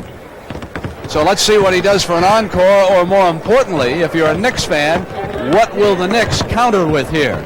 In the first half, the Knicks shot 48%, but remember they were up around 70% in that first period before dropping off to 33%. For the first half, the Kings shot 51%. Rebounding totals are fairly even. The Knicks yanked down 22, Kansas City 20. But again, at that free throw line, Kansas City has not missed in 14 attempts, and the Knicks are 13 of 21 right now, and Kansas City has built an 11-point lead, 64-53. Keith, while we've got a moment, let's talk about Truck Robinson and the Phoenix Suns. How do you think Truck will do with that team? Well, Truck Robinson has got a tremendous amount of ability, as everyone knows. The only problem, the only question in my mind is that there are 3 stars in Phoenix that he's going to have to contend with. He had some problems down in New Orleans, putting up with one, Pete Maravich, and when he was in Washington, putting up with the stars there. Now, I don't know what the reasons were for his problems with those 2 teams. Phoenix is a great team, though, and easy to get along with, a good group of guys. And boy, if he does a job down there, they've got to be picked as the favorite in the NBA right now. Keith, there are 4 teams that have played fairly well on the road so far. Phoenix is one of them. The other one's right here, Kansas City. They are the 2 strongest from the Western Conference. If we go to the East, the 2 strong teams on the road have been Philadelphia and Washington. When you get out of the playoffs, you just got to be able to break through and win on the road at some point. You've got to do it. Philadelphia has been picking up lately. Washington is very, very strong. You know, they just keep getting better. They started off with that terrible road trip to the West Coast. I think they lost 4 or 5 of those games and really got bombed. But since then, they've been playing awfully well and winning regularly on the road. And like you just said, that's really important. And I must say that I think the most underrated player in the NBA has to be Elvin Hayes right now. He wound up 4th in the voting for forwards. The guy wins a championship a year ago. They're back on top, proving it was no fluke. They jumped into the Atlantic Division. I think Elvin deserves a little more public support. He hasn't been able to shake the reputation of being a loser that followed him out of Houston to San Diego and then to the East Coast. So we're set to begin the second half right now. Red Holzman, of course, has got a bench problem, as you see their scoring in the first half. Marvin Webster, unable to play because of the injured knee. Josie Meriweather, let's see, this is only about his 4th game since coming from New Orleans for Spencer Haywood. He picked up 3 fouls. He looked pretty good from time to time. He has got to carry the burden, and look at the difference with the bench scoring. 8 for Kansas City and 8 for the Knicks right now. Jack Madden says, let's get started here in the second half. The Knicks and the Kings will break out of their huddle. You take a look at the Kansas City individual scoring in the first half. But the more you watch the NBA, the more you become convinced that the least meaningful statistic of all is individual scoring. It's what these guys do as a team. Field goal percentages as a unit, at the free throw line as a unit, team rebounding, how you hand out the assists. Nice to have the high scores, but that doesn't win basketball, not in this league. And it'll go to the Knicks as we start the second half. Boy, you really hit it right on the nose, Brent. It's a shame that the only stats we pick up in the paper of the out-of-town games are the points scored by the individuals. Isn't that ridiculous? I want to see those field goal shooters. What the percentages are and the rebounding. All right, here's Williams now with Otis Birdsong on him. McAdoo. Cross court. Toby Knight had it deflected away.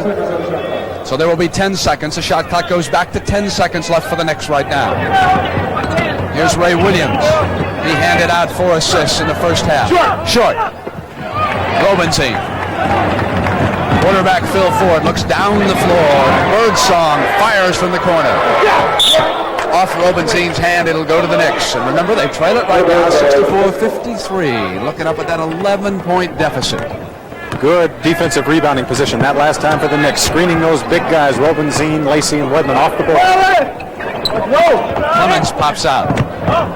Now it's Josie Meriweather. Here's Cleamons again. Inside of 10 seconds, Jimmy Cleamons with good penetration to the right hand. On the layup, he beat Phil Ford clean that time, putting it down. Ford back at the other end, bumps into Ray Williams. It's offensive foul. That's a good call that time. That was a beautiful call by Jack Madden, the outside official who had perfect position on that play, and he told the official underneath, he said, I've got the call right here. As we look back on the play, Jimmy Cleamons getting back at Phil Ford for those 2 beautiful moves he put on Jimmy Cleamons in the first half. Meriweather is still staying out high. Lacey sagging off in the middle. Lacey still watching the middle. McAdoo runs it down. Ray Williams. Ford runs it down. Go to the Kings. Well, he shows you a little bit of everything, including intelligence. Well, I'll tell you, on that play alone, you know, most guys would go after that ball and try and grab it reaching out of bounds with opportunity for a rebound. Another stat, meaningless stat, really. Individual. Lacey and Meriweather is there, and a foul is called, and that is number 4. That looked like a questionable call. Watch the body position that Meriweather has. Sliding his feet, trying to cut off the baseline, the most important part right there. Really had the angle. Sam Lacey, not much of a foul, but the call was made. Really a jam for Holzman now. 4 fouls on Meriweather. Webster and his civvies. Here's Rudd. Meriweather goes out. McAdoo now becomes the next center. Knight and Rudd the forwards. Rudd seemed a little slow the last time he was out there. We'll watch and see how he does this time. A little unsure of himself. Jump past the Birdsong.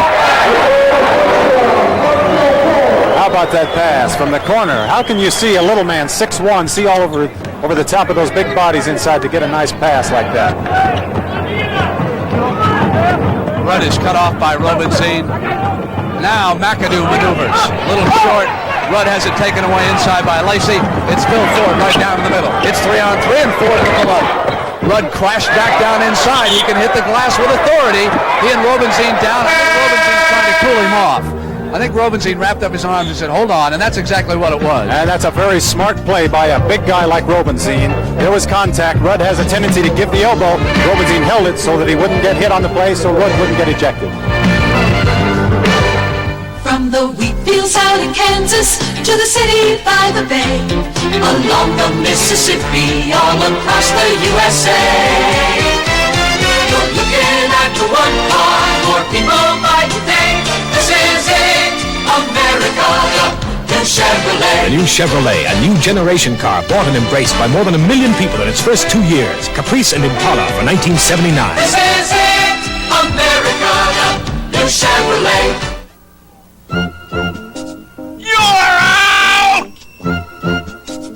Sorry, kid. Gotta take you out of cleanup. Over 6 million shavers have said goodbye to their old razors and said hello to Atra, Gillette's best shave. The revolutionary Atra pivoting head gives a face-hugging action that outshaves every razor we've ever made. Close. Very close. Atra, Gillette's best shave. Atra, you're in a league by yourself. Guilty. Not guilty. 6 votes guilty, 6 votes not guilty. This could go on all day. Bailiff! Pass out the Right Guard deodorant. Good. We got stick or spray. With Right Guard, stick or spray protects all day. They don't just cover up odor, they help stop odor before it starts. All day. 6 took stick, 6 took spray. It's unanimous! Right Guard deodorant. Don't get dressed without it. Next weekend on CBS, it'll be the Phoenix Open. Hey, I'll tell you, that tournament used to belong to Johnny Miller. He used to be better in the desert than Rommel. What has happened to his golf game? Tune in next weekend and find out. The Phoenix Open on CBS. Here it is Rudd missing his first free throw for the Knicks. He came out and he popped it as soon as he got the ball. Second one's up. Rudd is 1 of 2 at the line. 67-56 with 9:57 to go in the third period. Live action from Kansas City as the NBA returns to CBS. Lacey waits for the cutter. Wedman turns on. Rudd is short of everything and Knight rebounds. Cleamons eyes the floor. Rudd was cut off. He wanted him, so it'll be Knight passing to Williams. Ball movement that time. And Ray Williams looks a whole lot better this afternoon than he did on Christmas Day against Philadelphia. That whole New York Knicks team looks a lot better today. They're really playing together. They may be outgunned here this afternoon, but they have demonstrated more togetherness. Lacey. Sam Lacey experiencing a new life out here with this brand new Kansas City team, the way they're playing together. Ford ricocheted out of bounds. Lacey is taking Rudd. Robinzine with McAdoo. Ray Williams again hanging inside. Had the shot, wouldn't fall. Here's Ford. Hit by Rudd on the good hustling defense double team. Lacey moves quickly now to Birdsong. Out of bounds. Deflected away. It'll go to Knicks and Chicago and Milwaukee. The Bulls still can't get it together under Larry Costello, the man of 1,001 plays. A 25-pound playbook. Cleamons swings left. Yanked down by Wedman, and here's Birdsong. Does not like to handle it. Goes to Robinzine on the fly. Rudd is hustling from one end to the other. Well, to go back to Kansas City, despite Rudd's argument.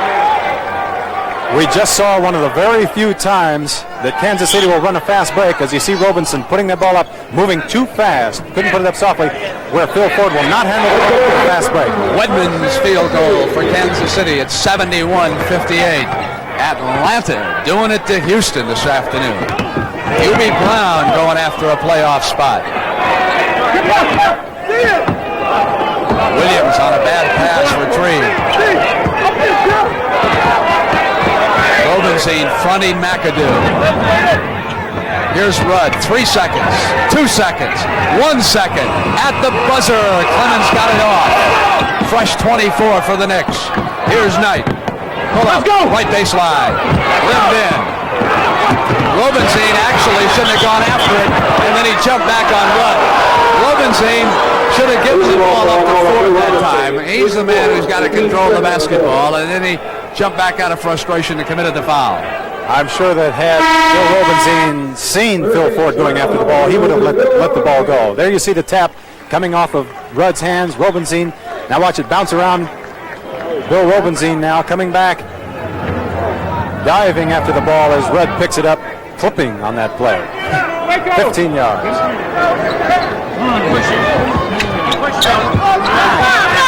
Darnell, Hillman. Interesting pass to Rudd. Knight and Lacey battling off Wedman. Knicks will keep it. Fresh 24 seconds at 7:45 in the third period. McAdoo will throw the inbounds pass. McAdoo, field goal for the left corner.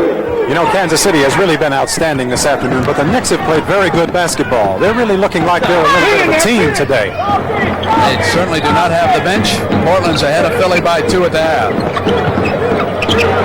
Darnell, Hillman. Off. The Knicks can put a couple together here. Cleamons from the right side. Inside pass to Toby Knight. Nice pass by Jimmy Cleamons, looking ahead as he's bringing the ball down the floor. How he can get it inside. Williams was riding Ford down that sideline, picked up the personal.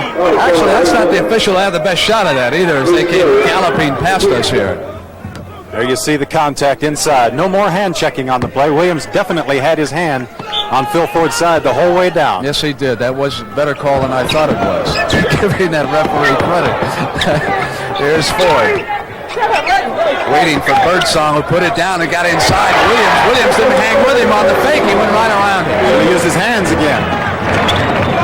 Somebody should have jumped in and helped out. That's too. exactly Came right. free on the middle. You got to have some defensive assistance.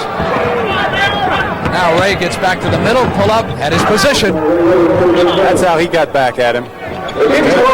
Instead of fouling on the play. Watch Phil Ford now, and the nice move he puts about Ray Williams. Now, what you mentioned, Brent, the help never got there. Toby Knight should have slid over with his feet instead of reaching with his hand. Timeout in Kansas City.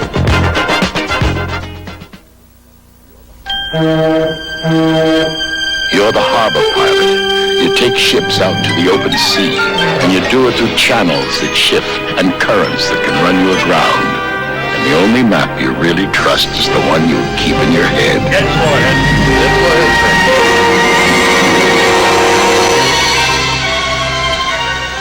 Now comes Miller time. Time to head for shore and the best tasting beer you can find. Miller High Life, America's quality beer since 1855. When it's time to relax, Miller stands clear.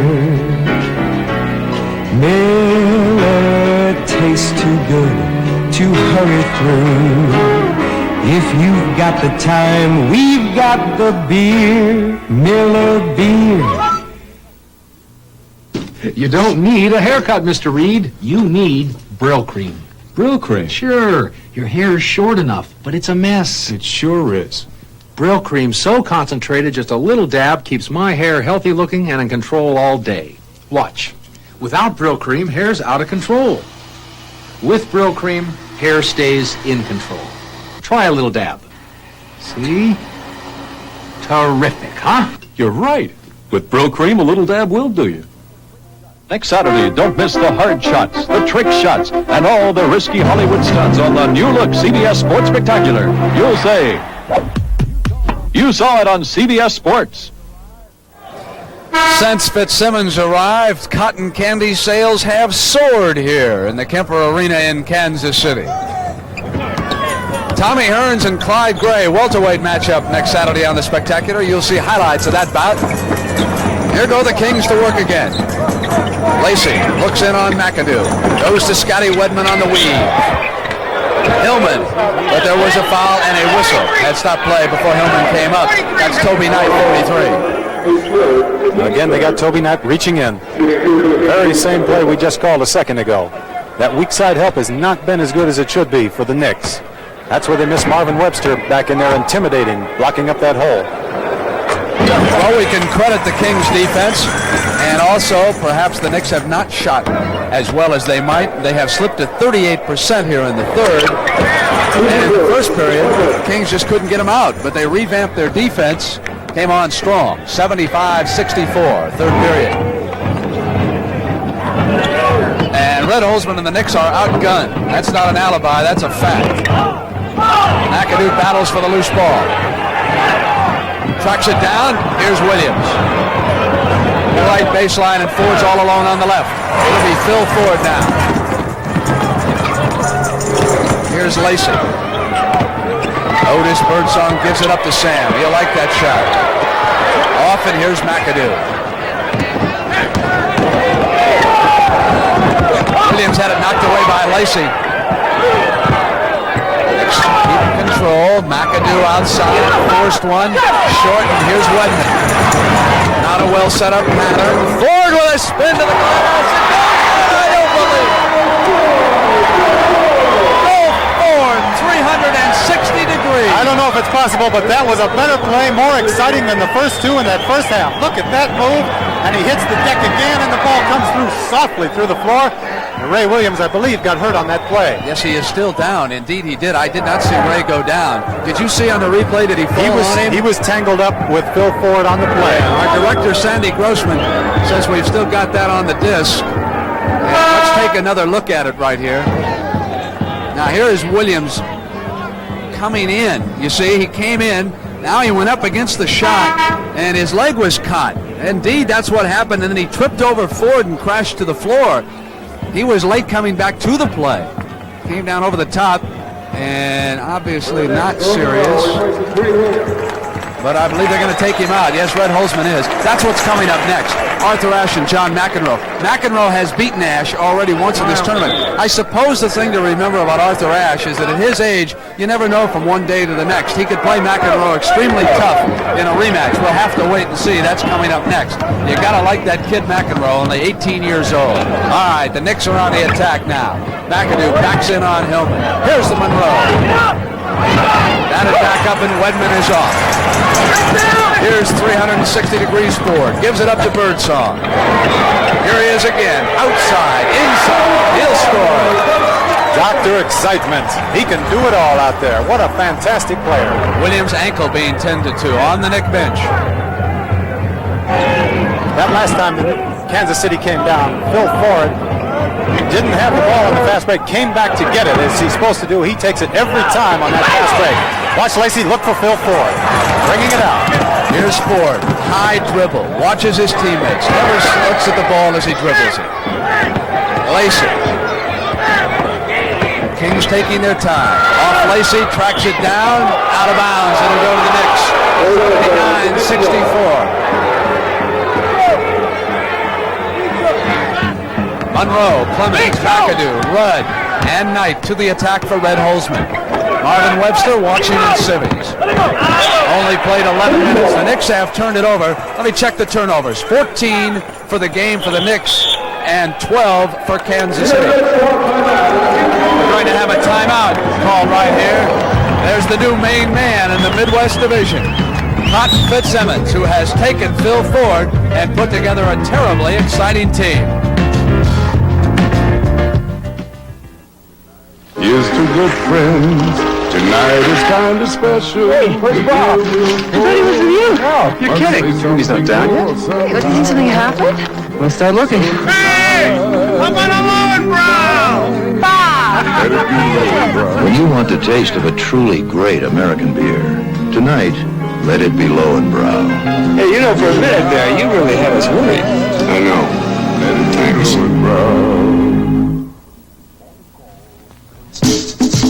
Port of call, Caribbean.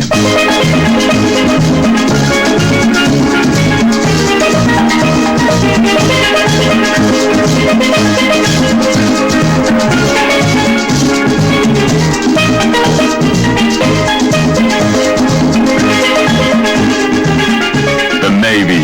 See your local recruiter or call toll-free. It's not just a job, it's an adventure. Introducing Hertz Takeoff Rates. Save up to 35% on the average weekday rental when you take off Thursday through Sunday for a minimum of 2 to 3 days. Take off in a subcompact for only $13.95 a day. Fairmont's $15.95. Granada $17.95. Thunderbirds $21.95 a day. All with no charge for mileage. There are some restrictions, so check with Hertz. Take off next weekend with Hertz Low Takeoff Rates. There's Cotton Fitzsimmons just going down and telling Sam Lacey that he did a great job in the game. Now watch how he gets prepared.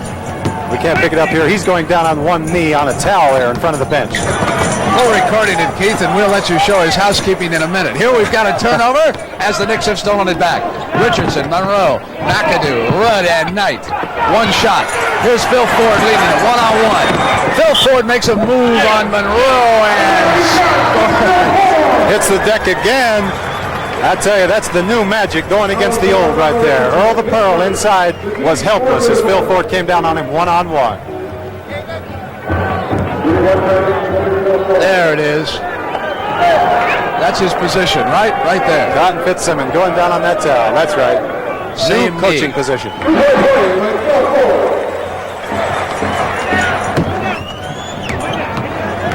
The report from as Richardson shoots one into Burleson's arms. Here comes Ford back again. Dishes this time, and Birdsong is tied and fouled as he assaults the hole. Made possible by the penetration and the beautiful pass of Phil Ford. Now watch him get a little peek right here, and he saw Birdsong coming down on the left-hand side. Drew Earl the Pearl over to him, dished it off beautifully. Now watch Earl sky and get that block. The report from the Knicks bench is that Ray Williams stretched his Achilles tendon, not serious, may be able to play again. 3:43 in the third period. Birdsong stretches Kansas City's count to 84. Lacey looking on.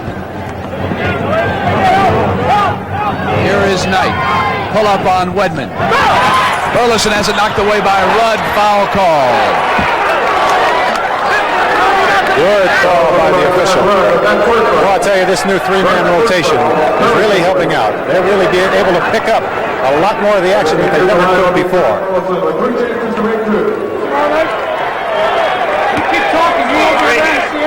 Let's watch that play again as Toby Knight goes up for the shot. Now watch Tom Burleson come in for the rebound.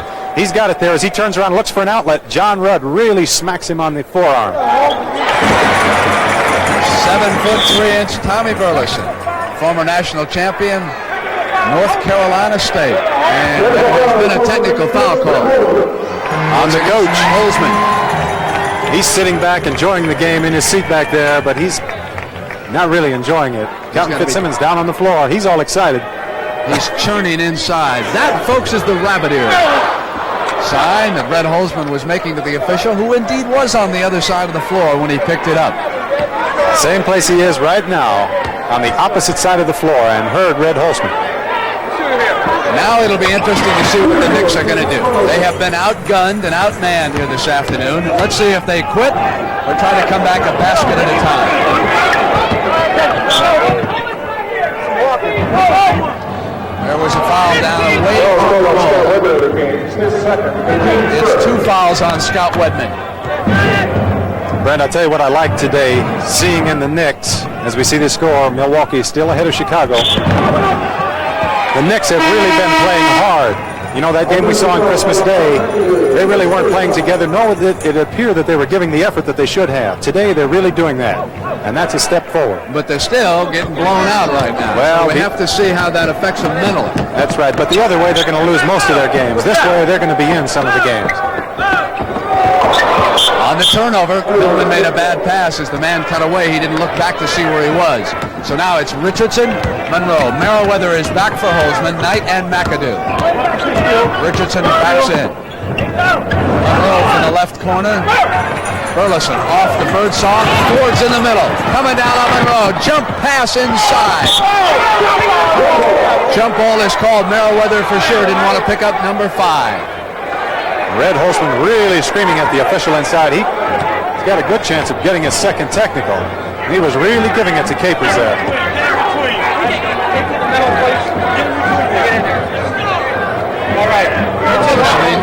Hillman and Meriweather. This should be a good jump ball. These guys can both lead. Meriweather wins it. Richardson, left side, slides inside. Foul called as he came to the hole. That's 3 on Ford. 2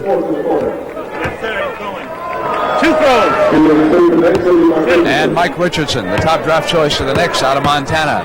6'5", 190, plays small forward and guard. Right now he's a guard in this attack. It's both free throws. He's a pretty good shooter, Brent, but he's only shooting 54% from the free throw line. He'll take Birdsong. Popped out on the gamble and missed. Ford. That's what happens when you gamble. You go for the steal. If you don't get it, one man is going to be open. Phil Ford's been knocking it down. Monroe spinning inside to the left. Loose ball. Toby Knight coming back up. A 2-shot foul as he tried to come back up. That was Burleson, who was down and reached in as Toby Knight, former star at Notre Dame, steps to the free throw line. That's one of those mistakes inside where a coach can't really get mad at his players. Tom Burleson and Scott Wedman both going for the rebound, kind of wrestling each other, not seeing the color of the uniform. The ball slipped away. Toby Knight picked it up. Bob McAdoo played most of the game for Red Holzman. Knicks are without Webster. They're without Glenn Gondrzek, who did not make the trip. And Josie Meriweather is a late comer to this team. Here's Burleson. Bounce pass to Hillman, who gets past McAdoo, is picked up, battles his way to the glass, and there's a whistle. That's Richardson, number 20. That's number 2 on the rookie. That play worked out all right for Darnell Hillman. Now watch as he gets the ball, and he gets by Bob McAdoo. One big step could have taken him to the basket, and the way he leaps, he could have had an easy 2. Put the ball on the floor. When a big man does that, he's inviting the hands from the smaller men. Bob Nash was accepting those orders a moment ago that you saw from Cotton Fitzsimmons. He was saying, hit the board, Bobby, hit the board. He checks in, and Wedman goes out.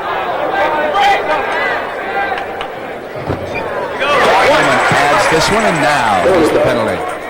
Both teams are over the limit, 5 team fouls apiece. Hillman only shooting 58% from the free throw line.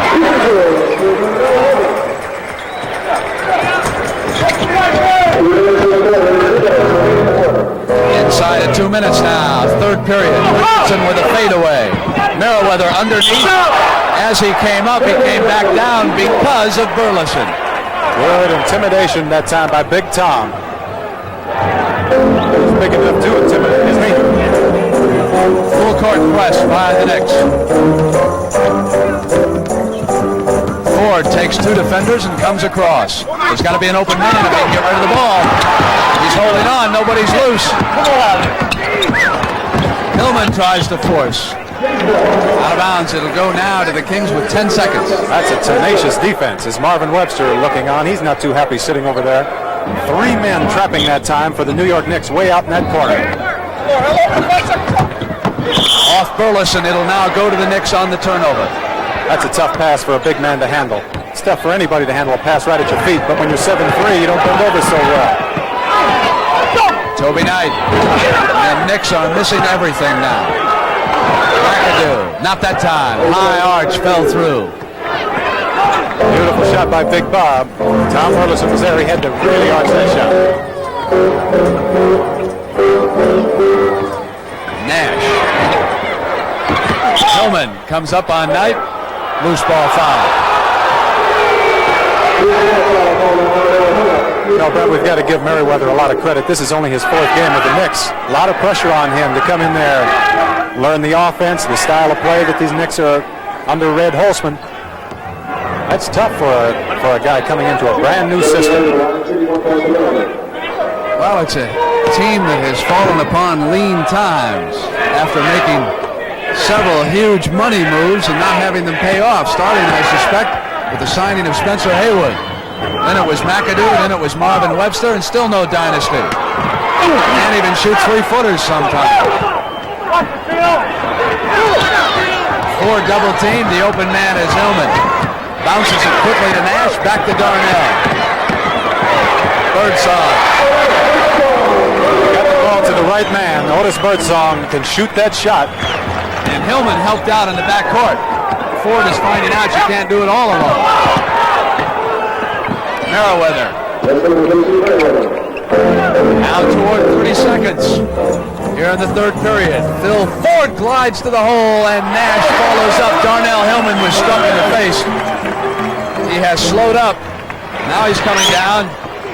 5-on-4 Knicks advantage. McAdoo. And they get caught in the run and gun style right now. Darnell Hillman still holding up here. They've got the ball. They can use an injury timeout. They could. They should do it. They should do it. Cotton wanted it. Now they get it. 20-second injury timeout for Darnell Hillman. Not only they get the 20 seconds, but they have a chance for someone to go over, like Phil Ford, who's right there with Cotton Fitzsimmons, to come over and find out what they should do here in the last 12 seconds. Now, if they take Hillman out, Red Holzman can counter with a substitution, too. Robinzine has moved out into the court. That's the only man they can take out, is the man who's injured on this injury timeout. And next week we'll have Philadelphia versus Boston, Chicago versus Cleveland. Scotty Wedman tried to sneak in too, and Jack Madden says, no, you can't go in. You can send in Robinzine for the injured player, but no more. And Holzman's allowed one if he wants it. 11 seconds to go here in the quarter. Kansas City should get the ball into Ford as usual. Set up for that last shot. Birdsong regains. Back to Ford, who will take it. And the end of the third period here in the Kemper Arena in Kansas City. Darnell Hillman is being tended to as he was struck in the face. And the Kings are looking good as they have all year. 3 unidentified 19-inch color TV pictures, each the best of its brand. Over 1,000 people saw them and picked the one with the best overall picture.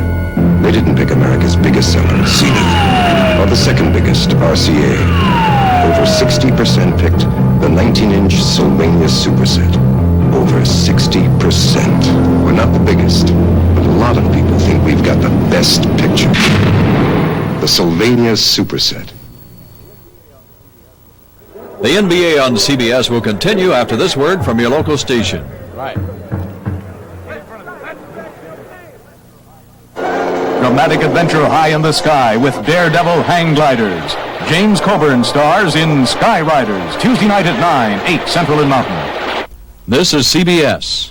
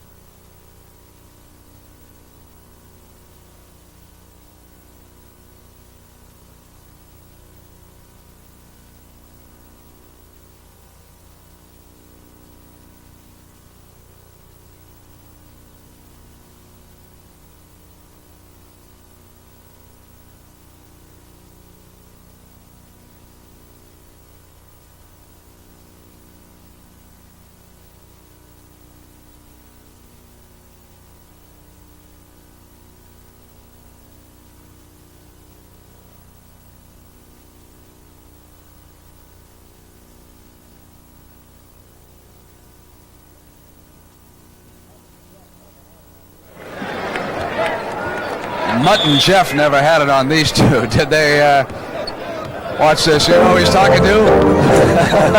You bear down out there. Understand? The Jolly Green Giant. At 7'3", Burleson looking down on his 5 foot. What do you think Cotton is, about 5'9", 5'10"? No way. I was trying to give him the best of it in his elevator shoes. Here's Ford going to Robinzine. Robinzine on the turnaround. Should we give this most valuable player award to Phil Ford in North Carolina, or should we wait till official time at the end of the game? Well, you think he's got more than a half a leg by now, huh? Off Birdsong's hand, ran it down, got it back to Robinzine. You know, after a bad pass like that, I don't know if you can give it to the guy. He hasn't done that many things well, has he? You know, this game has developed into a rout. We're keeping an eye as we go inside to Meriweather. 2 points for the Knicks. We're going to keep our eye on that Chicago-Milwaukee game. Got the capability, so no doubt we're going to be switching you up there to check in on a contest that's a lot closer. So here's Phil Ford going to Birdsong. In the third period, the Knicks shot only 28%, and the Kings 52%. So let's go up now to Milwaukee, Don Cricky, and check in on the Bucks in Chicago. Back at the Mecca in Milwaukee, starting to head down the stretch now. Still a lot of time to go, 7:28 to play. And the Milwaukee Bucks are in the lead, 89-83. We welcome the fans who have just joined us. The Milwaukee Bucks are in the white uniforms, the Chicago Bulls in red. The score, Milwaukee 89, Chicago 83. With 7:28 to go in the fourth period, this is Don Cricky with John McLaughlin. Chicago trailed by 11 number of times. They had foul problems with their center, Artis Gilmore. Did not play the second period, Gilmore. But now they've come on with an aggressive defense. They've been getting the ball back, and they've been right into the game. They were down by 3 a moment ago. Spinning off and firing. An errant shot is Mickey Johnson. Here comes Brian Winters, leading the Milwaukee Bucks down the floor. Lloyd Walton goes one-on-one with Wilbur Holland. The big guys crash inside. Rebound comes to Reggie Theus. This man can fly, and Reggie Theus takes it right on through, but called for shot. Now, there was a situation where Reggie Theus really had Wilbur Holland on the left. Had he given the ball up, it might have been a 2. The Bucks getting back to play their good defense, and in this fourth quarter so far, the Bulls playing very well, shooting 57% from the field. For those of you who just joined us, Chicago's big problem has been with the free throws. They have missed the vast preponderance of their free throws, missed 16 of their first 34. They had the lead, were able to hit the free throws. Right now, we have a personal foul on John Brown, and John must sit down. That's 6. Marcus Johnson that time trying to go for a play on the lob, and he didn't quite get inside the foul committed. Now let's go back to Brent Musburger in Kansas City. We are back in Kansas City. I'm Brent Musburger with Keith Erickson. Tempers have flared here. Let me show you exactly what happened. Burleson and Bob McAdoo got tangled up. McAdoo threw him down, and Burleson made a move at him and was quickly separated. Then Red Holzman began yelling at Burleson, and the center from Kansas City took a couple of steps towards Red before Jack Madden cooled him off. Here now, the score is 100-81, and the pace has become tough as a result of that incident. Bodies banging at both ends with 9 minutes and 35 seconds to go in the game. Burleson and McAdoo stayed in the contest, and Red Holzman was not backing away from the 7'3" Burleson. Burleson once became involved with Kareem Abdul-Jabbar as McKinney goes the length and misses. John Rudd, and if you're going to pick a Knick to pick on in a fight, you don't want to choose John Rudd. Take a look at him. He looks like a tight end out there as they come up now to the free throw line. He's got the nickname of the Bull, and you're absolutely right. You know, this is the kind of a game with a 19-point lead right now that Kansas City's come down and thrown up a couple of quick shots the last couple of times down. And as you well know, anything can happen in these NBA games. This lead is not too great for the Knicks to overcome right now. One throw. Mike Glenn, who started for Red and then sat out a long time, has just re-entered the contest. And again, it is 100-83, Kansas City. Pressure by the Knicks. Richardson fouled. Phil Ford is out, and Billy McKinney, who had to go back to Chicago to work as a salesman last year because no one wanted him, then came out of his one-year retirement and was picked up by Cotton Fitzsimmons, He is the backup for Phil Ford. Cotton Fitzsimmons thinks so highly of him that he mentioned even that interview with you before the game, there was not only Phil Ford, but Billy McKinney also. McKinney gives up a lot in size, very little in heart. He is awfully quick. He's trying to stick with Glenn right now. Glenn goes to work on him one-on-one. Mike Glenn out of Southern Illinois is an excellent shooter. Birdsong from Houston, quickly to McKinney. McKinney pulls it up. He can play this game. He's almost said every bit as good as Phil Ford. He plays every bit as hard. Glenn Holzman wants a timeout. He'll bring the Knicks over. Checking the scoreboard. Glenn, Knight, McAdoo, Richardson, and Rudd. McAdoo has played almost the entire way. We'll be right back in just a moment.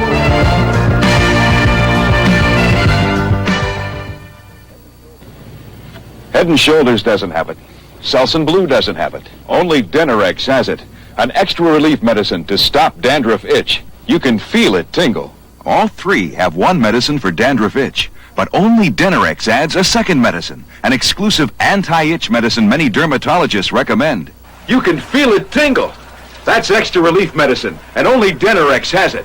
Denorex stops dandruff itch with extra relief medicine no leading shampoo has. Know what I'm taking for my cold? Harry's sinus medicine, Dristan tablets, and it works. If it's powerful enough to clear my sinuses. It's powerful enough for my cold. Dristan does more for cold miseries than the leading cold remedy. Look, Dristan's daily dose gives you more strength to drain congestion, dry, runny nose, plus extra medicine to relieve aches and fever. The leading cold remedy has none. That's why Dristan's my sinus medicine. My cold medicine. Dristan, the powerful one for sinuses and colds. The more foreign car prices go up, the more it pays to put your money in a Chevy Chevette. It's like money in the bank. Here's what makes it such a value. This Chevette four-door hatchback has standard white striped tires, body side moldings, AM radio, sports steering wheel, console, reclining front bucket seats, and more. Yet Chevette is hundreds of dollars less than Toyota, Datsun, or VW Rabbit. Chevy Chevette. It's like money in the bank. Next Saturday and Sunday, see a shootout between golf's top touring pros, the 1979 Phoenix Open. You'll say, you saw it on CBS Sports. John Mahaffey has been waving the hot clubs. Palm Springs this week. See if he can keep it up next week on CBS in Phoenix. The Knicks have turned it over. The Knicks so far in this period have shot 4 of 6 or 66%. Also Kansas City, same, 4 of 6. Turnovers, 17 for the Knicks and 17 for the Kings. The free throw line, the Kings now are 21 of 31, and the Knicks are 25 of 28. So they have really picked it up at the line in the second half. He forgot the ball. Goes back, Rudd's got it now for the Knicks. Richardson started up the floor without the main item. McAdoo working on Burleson to short of everything. Robinzine to McKinney. Quarterback comes down 4 on 2. The Knicks are going to have to start hustling a little bit better. They were outnumbered easily. Again, that fast break. The ball was given up to McKinney immediately. Find the man who controls it.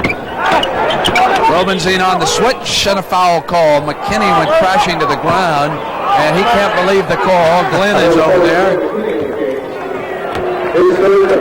How do you like the cheerleaders in Kansas City, Keith? How would you rate them on a scale of 1 to 10? Oh, about 10.5. They are pretty good. They are very good. Think they're ready for the Dallas Cowboys cheerleaders down in Miami next week? Knocked away from McAdoo. Glenn runs it down. Here's McAdoo. Send it back to the corner, and it's Glenn. On the money. Score it.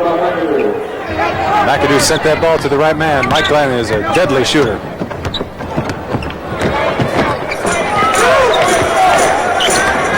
7 minutes and 30 seconds. Here's Burleson and now Otis Birdsong. Well, you heard the contact inside that time. These guys are really banging. John Rudd is a big man. Bill Robinzine, quite a matchup. McAdoo. Rudd crashes into Burleson. Went to the glass and the loose ball foul is called. Just talking about John Rudd and how he plays physical basketball. Watch this move as he goes to the basket over Tom Burleson. That's no easy trick. Well, if you're going to send an enforcer after Burleson, you pick the right man over there on that Knick bench. McAdoo is out. Richardson is out. Cleamons and Josie Meriweather. Two Southern Illinois Salukis out there. Meriweather and Glenn. Of course, the greatest of them all is Clyde Frazier. McKinney. Meriweather. Now it's Cleamons. Birdsong awaits him. Knocked away by Wedman. Knight runs it down. Wedman again seals up Knight outside. Rudd has it taken away from him. Great defense by several Kings. Robinzine to the glass and a foul is called. He'll shoot a pair coming to the line. That's the kind of a play that's very, very dangerous. Stole the ball and a ragtag position like this, up by 19 points. Watch the two men coming in on Robinzine. There's no way he's going to get that shot away. Guaranteed. And we've got a timeout out here right now. 6 minutes and 33 seconds. Then we'll go to Madison Square Garden, where it'll be Arthur Ashe and John McEnroe coming up after the basketball. Here's to good friends.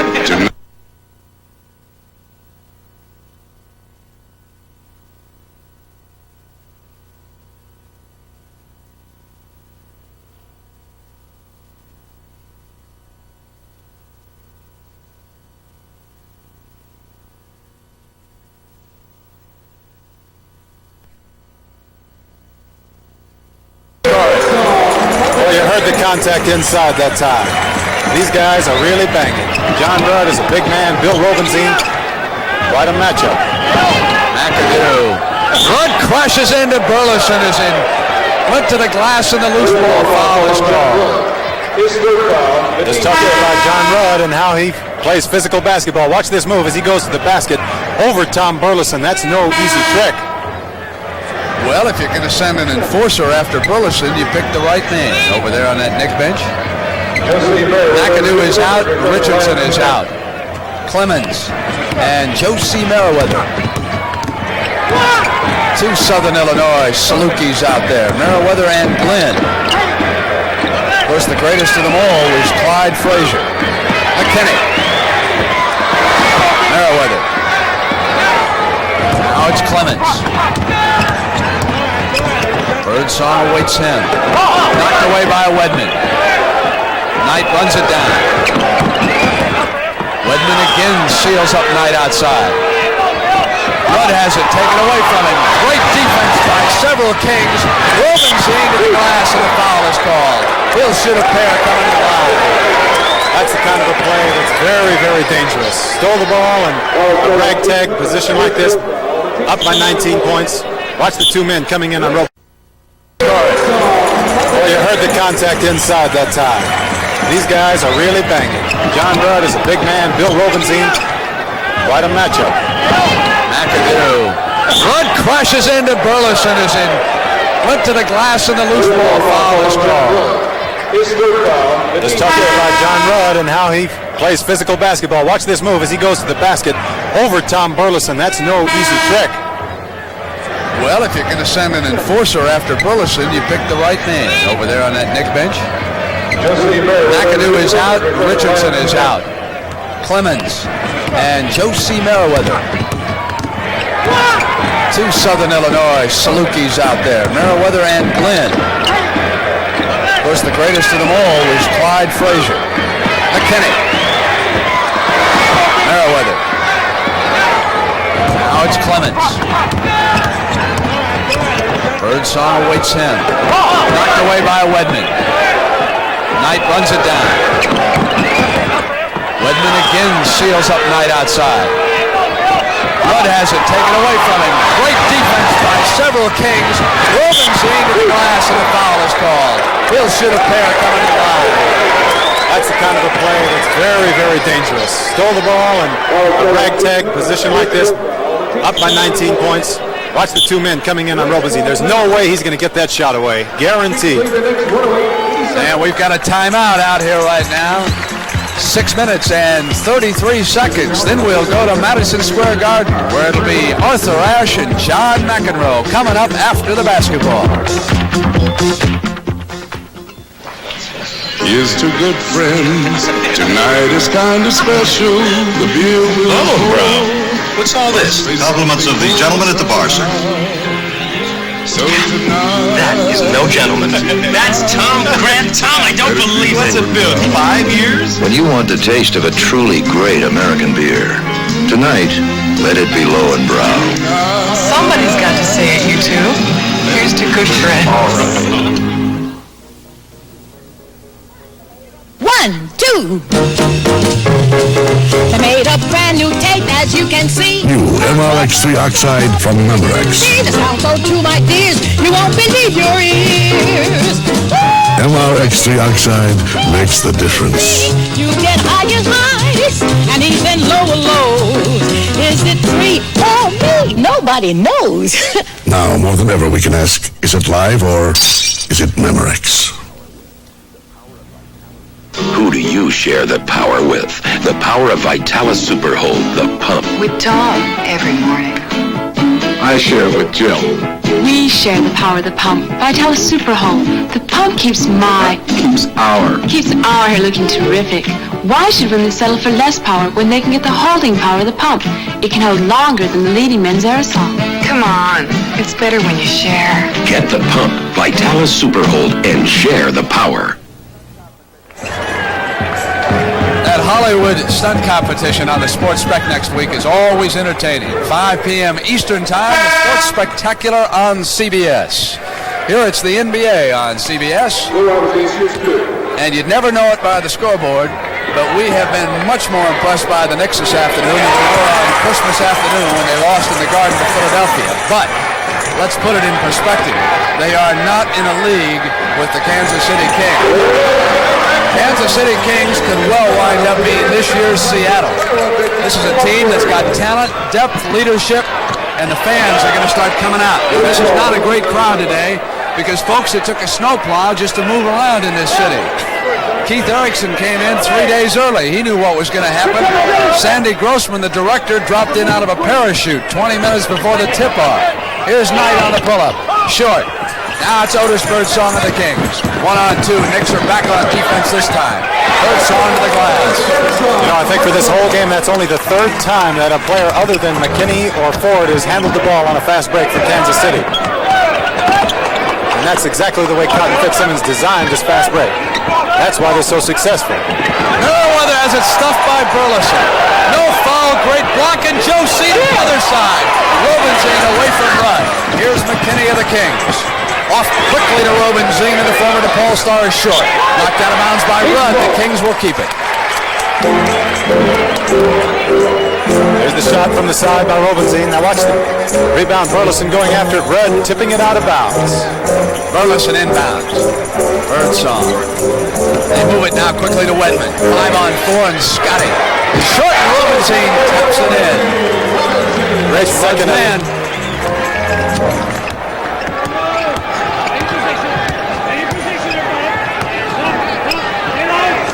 Here's Knight. Tipped by Birdsong on the steal. Otis brings it inside of 2 men, and Rudd crashes the glass for the Knicks. Off to Glenn. It's 3-on-1. Blocking foul is called, and it's McKinney. No match for Toby Knight, who crashed into it, and McKinney suffered a cut. 4 fouls. Phil Ford will return. McKinney's bleeding from his mouth. He got hit in the mouth on that play. It looked to me like it was a pretty good defensive move. There's the play we saw a second ago. Scott Wedman was open for the jumper. Bill Robinzine coming in, not blocked out by anybody on that Knick team. Robinzine tipped it through. McKinney just bent over and picked something up. I hope that wasn't his tooth. And he's carrying it like it is. Toby Knight may have hurt himself also. Yes, he did. His elbow. Yes, where he crashed into McKinney. He is being tended to at the free throw line. Red Holzman is out there, the Knick trainer, while Cotton Fitzsimmons continues to look at McKinney. You have dental insurance when you play in the NBA. Does that go with it? Is that automatic on the contract? You got everything. You guys are so pampered when you play in this league. Six-figure contract. When you're in first place, you've got all kinds of insurance. Now, I'm not so sure what kind the Knicks are carrying right now. Toby and I might have to take care of himself, but Bill McKinney's covered. That's right. That's the difference. Now, I believe they're charging the Knicks with a 20-second injury. No, they're not. That's what Holzman and Beard were over asking about. They were not charged. Let's see if we can pick up where McKinney got hit by Toby Knight. On the way up, Knight with his left elbow hit McKinney right in the mouth. So Phil Ford has replaced the injured McKinney. Robinzine puts it on the floor, and there was a whistle. It has been turned over. And McAdoo returns for the Knicks. Knicks will put it in play from the side after that turnover. Knicks 19 turnovers, Kings 19. That's an indication that the Knicks have played better because they've been plagued by turnovers all year long. Kings, of course, moving, running. You make more turnovers with an attack like that. Glenn outside, canned it. There was a whistle. No field goal. His fifth foul, the team scored for the quarter. That's 5 fouls on number 52, Robinzine. Wedman has returned, number 23, tall guard from San Francisco. He's out on Glenn.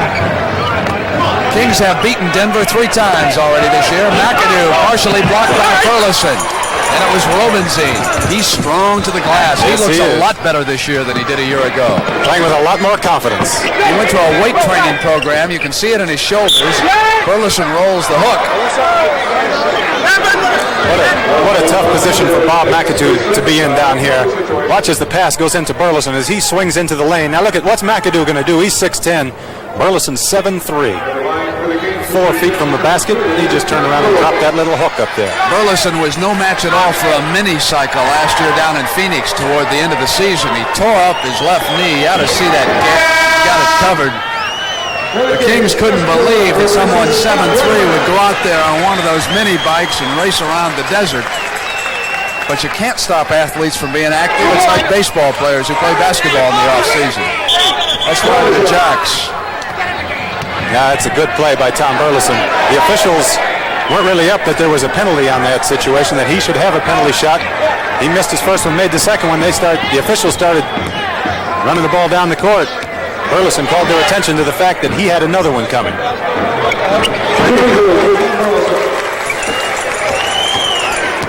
Cleamons brings it up. McAdoo, Meriweather, Rudd. Glenn and Cleamons will close out this loss for Red Holzman's Knicks. McAdoo squeezes up 2. Now it is Ford, Burleson, Robinzine. Gerard is seeing his first action. Go to the Knicks on the turnover. Offensive foul on Phil Ford. Good call by Jack Madden. What a tough defensive play by Jimmy Cleamons, trying to keep up with Phil Ford and get good body position on it. The battle underneath as the bodies collide. Cotton had kicked his towel out there. He was so upset. Ford dishes to Gerard. Everybody's in on the action. That's what you call team basketball. I'll tell you, if I see one red-headed guy with a beard, I know what this team's going to remind me of pretty soon. Meriweather, short of everything. Robinzine's outlet to Burleson. He ain't got the red hair or the beard.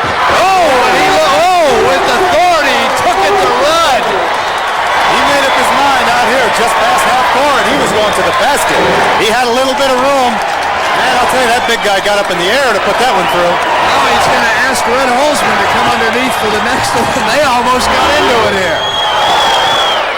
I'll tell you, and there's Tommy again, hanging on, but no basket. The reason for that was about 10 seconds in the free throw area. Let's check this move out again. Here comes Gus Gerard on a nice dish off by Phil Ford. He's looking for everybody out there. That's a sign of a good quarterback out there. Get everybody involved in the action. It's kind of entertaining for a blowout. I'm thinking about Red Holzman. He's got to be careful. You know what happened to the last coach of this country who saved the ball play. Yeah, that's right. You talk about a blowout in a blizzard, huh? It's been a good ball game. I got to give Red Holzman one thing. He's got a lot of guts. He stepped up and said, come on, 7-3, let's go. Let's see what you got. He wanted a little piece of Burleson down here, huh? Time out, as you can see. They're huddled around Holzman over there. Got to eat him alive when this team doesn't turn it around. And you see on February 14th, it'll be the NBA All-Star game. Let's see, that was a mistake, about a 10-day mistake. You turn in the 14th, folks, we'll show you something else. It's on the 4th. Be with us on the 14th, too. Whatever we've got, CBS has got a hot hand right now. Monday through Sunday night.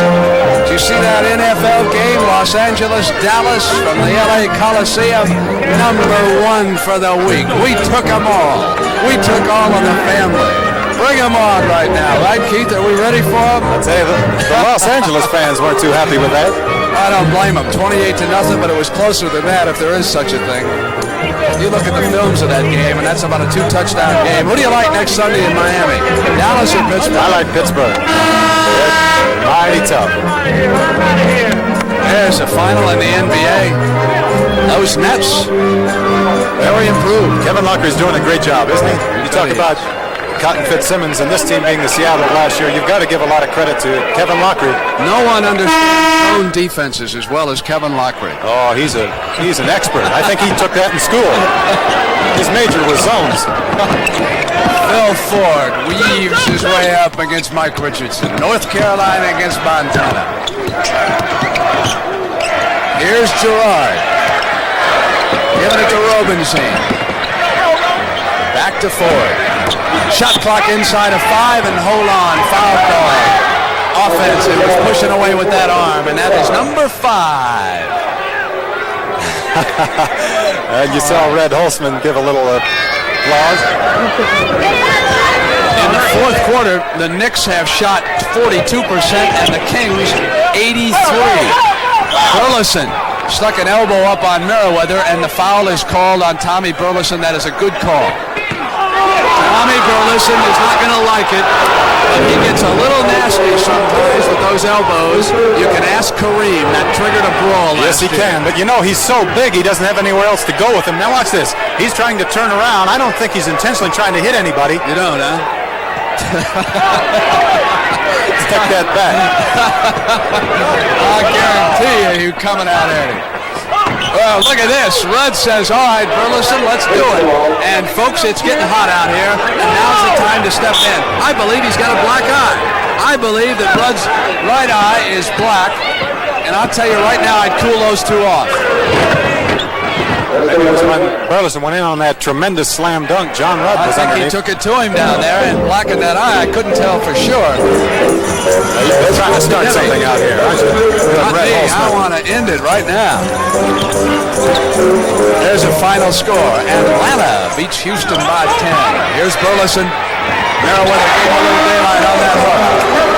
No, you're talking about Tom Burleson. He went on a weightlifting program this last summer. His weight is up to 256 pounds at the beginning of the season. No, sir. You know that brawl between Kareem and Burleson? That was 2 years ago when Tommy was at Seattle, and Kareem really punched him out. Hit him from the blind side after Kareem had felt one of those elbows. You got 3 referees right now, so there's no excuse for them losing total control, which they have not yet done in this game. Here's Wedman. They told me he was a shitter. He shot well that time. Yes, he did.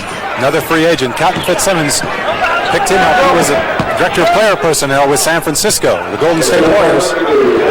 He said that traveling around the league that one year helped him a lot. Picking up guys like Redmond and McKinney. He said he knew where some talent was that was not being used. Look at that hustle by Phil Ford. A minute to go in the game.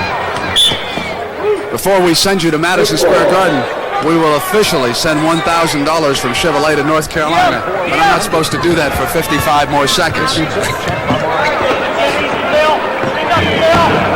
Richardson put it on the floor inside of Redmond and went now on the pass. Josie Meriweather.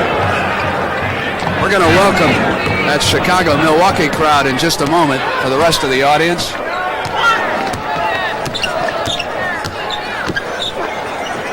And welcome. Those of you who have been watching the Bucks and the Bulls. In the white, the Kings have been doing it all. Burleson on the miss. It's 124-102. The Kings over the New York Knicks. Here's McAdoo. The Knicks are without Webster today. He's in civilian clothes because of an injured knee. Glenn Gondrzek did not make the trip. And we've also had some contact. Tommy Burleson and Bob McAdoo squared off, and Coach Red Holzman stepped out and chose Burleson, but was pushed back by referee John Madden. Nothing serious here that is broken out, but the Kings are a much improved team. That's why they lead Milwaukee and Chicago. We should also mention very quickly that New York, even though there's a wide margin in the score, has actually played a lot better than we saw them on Christmas Day. Our Chevrolet Most Valuable Player Award goes to Phil Ford, and so the Chevrolet $1,000 scholarship is going to be awarded to North Carolina on behalf of Phil Ford, who showed us moves that we haven't seen in the NBA. It was 124-104. It was Kansas City over the New York Knicks. For Keith Erickson, I'm Brent Musburger. Have a nice week, everybody, and right after this action, we're going to send you to Madison Square Garden, for John McEnroe is going to be taking on Arthur Ashe. Ray Williams of the Knicks is limping off, not seriously hurt.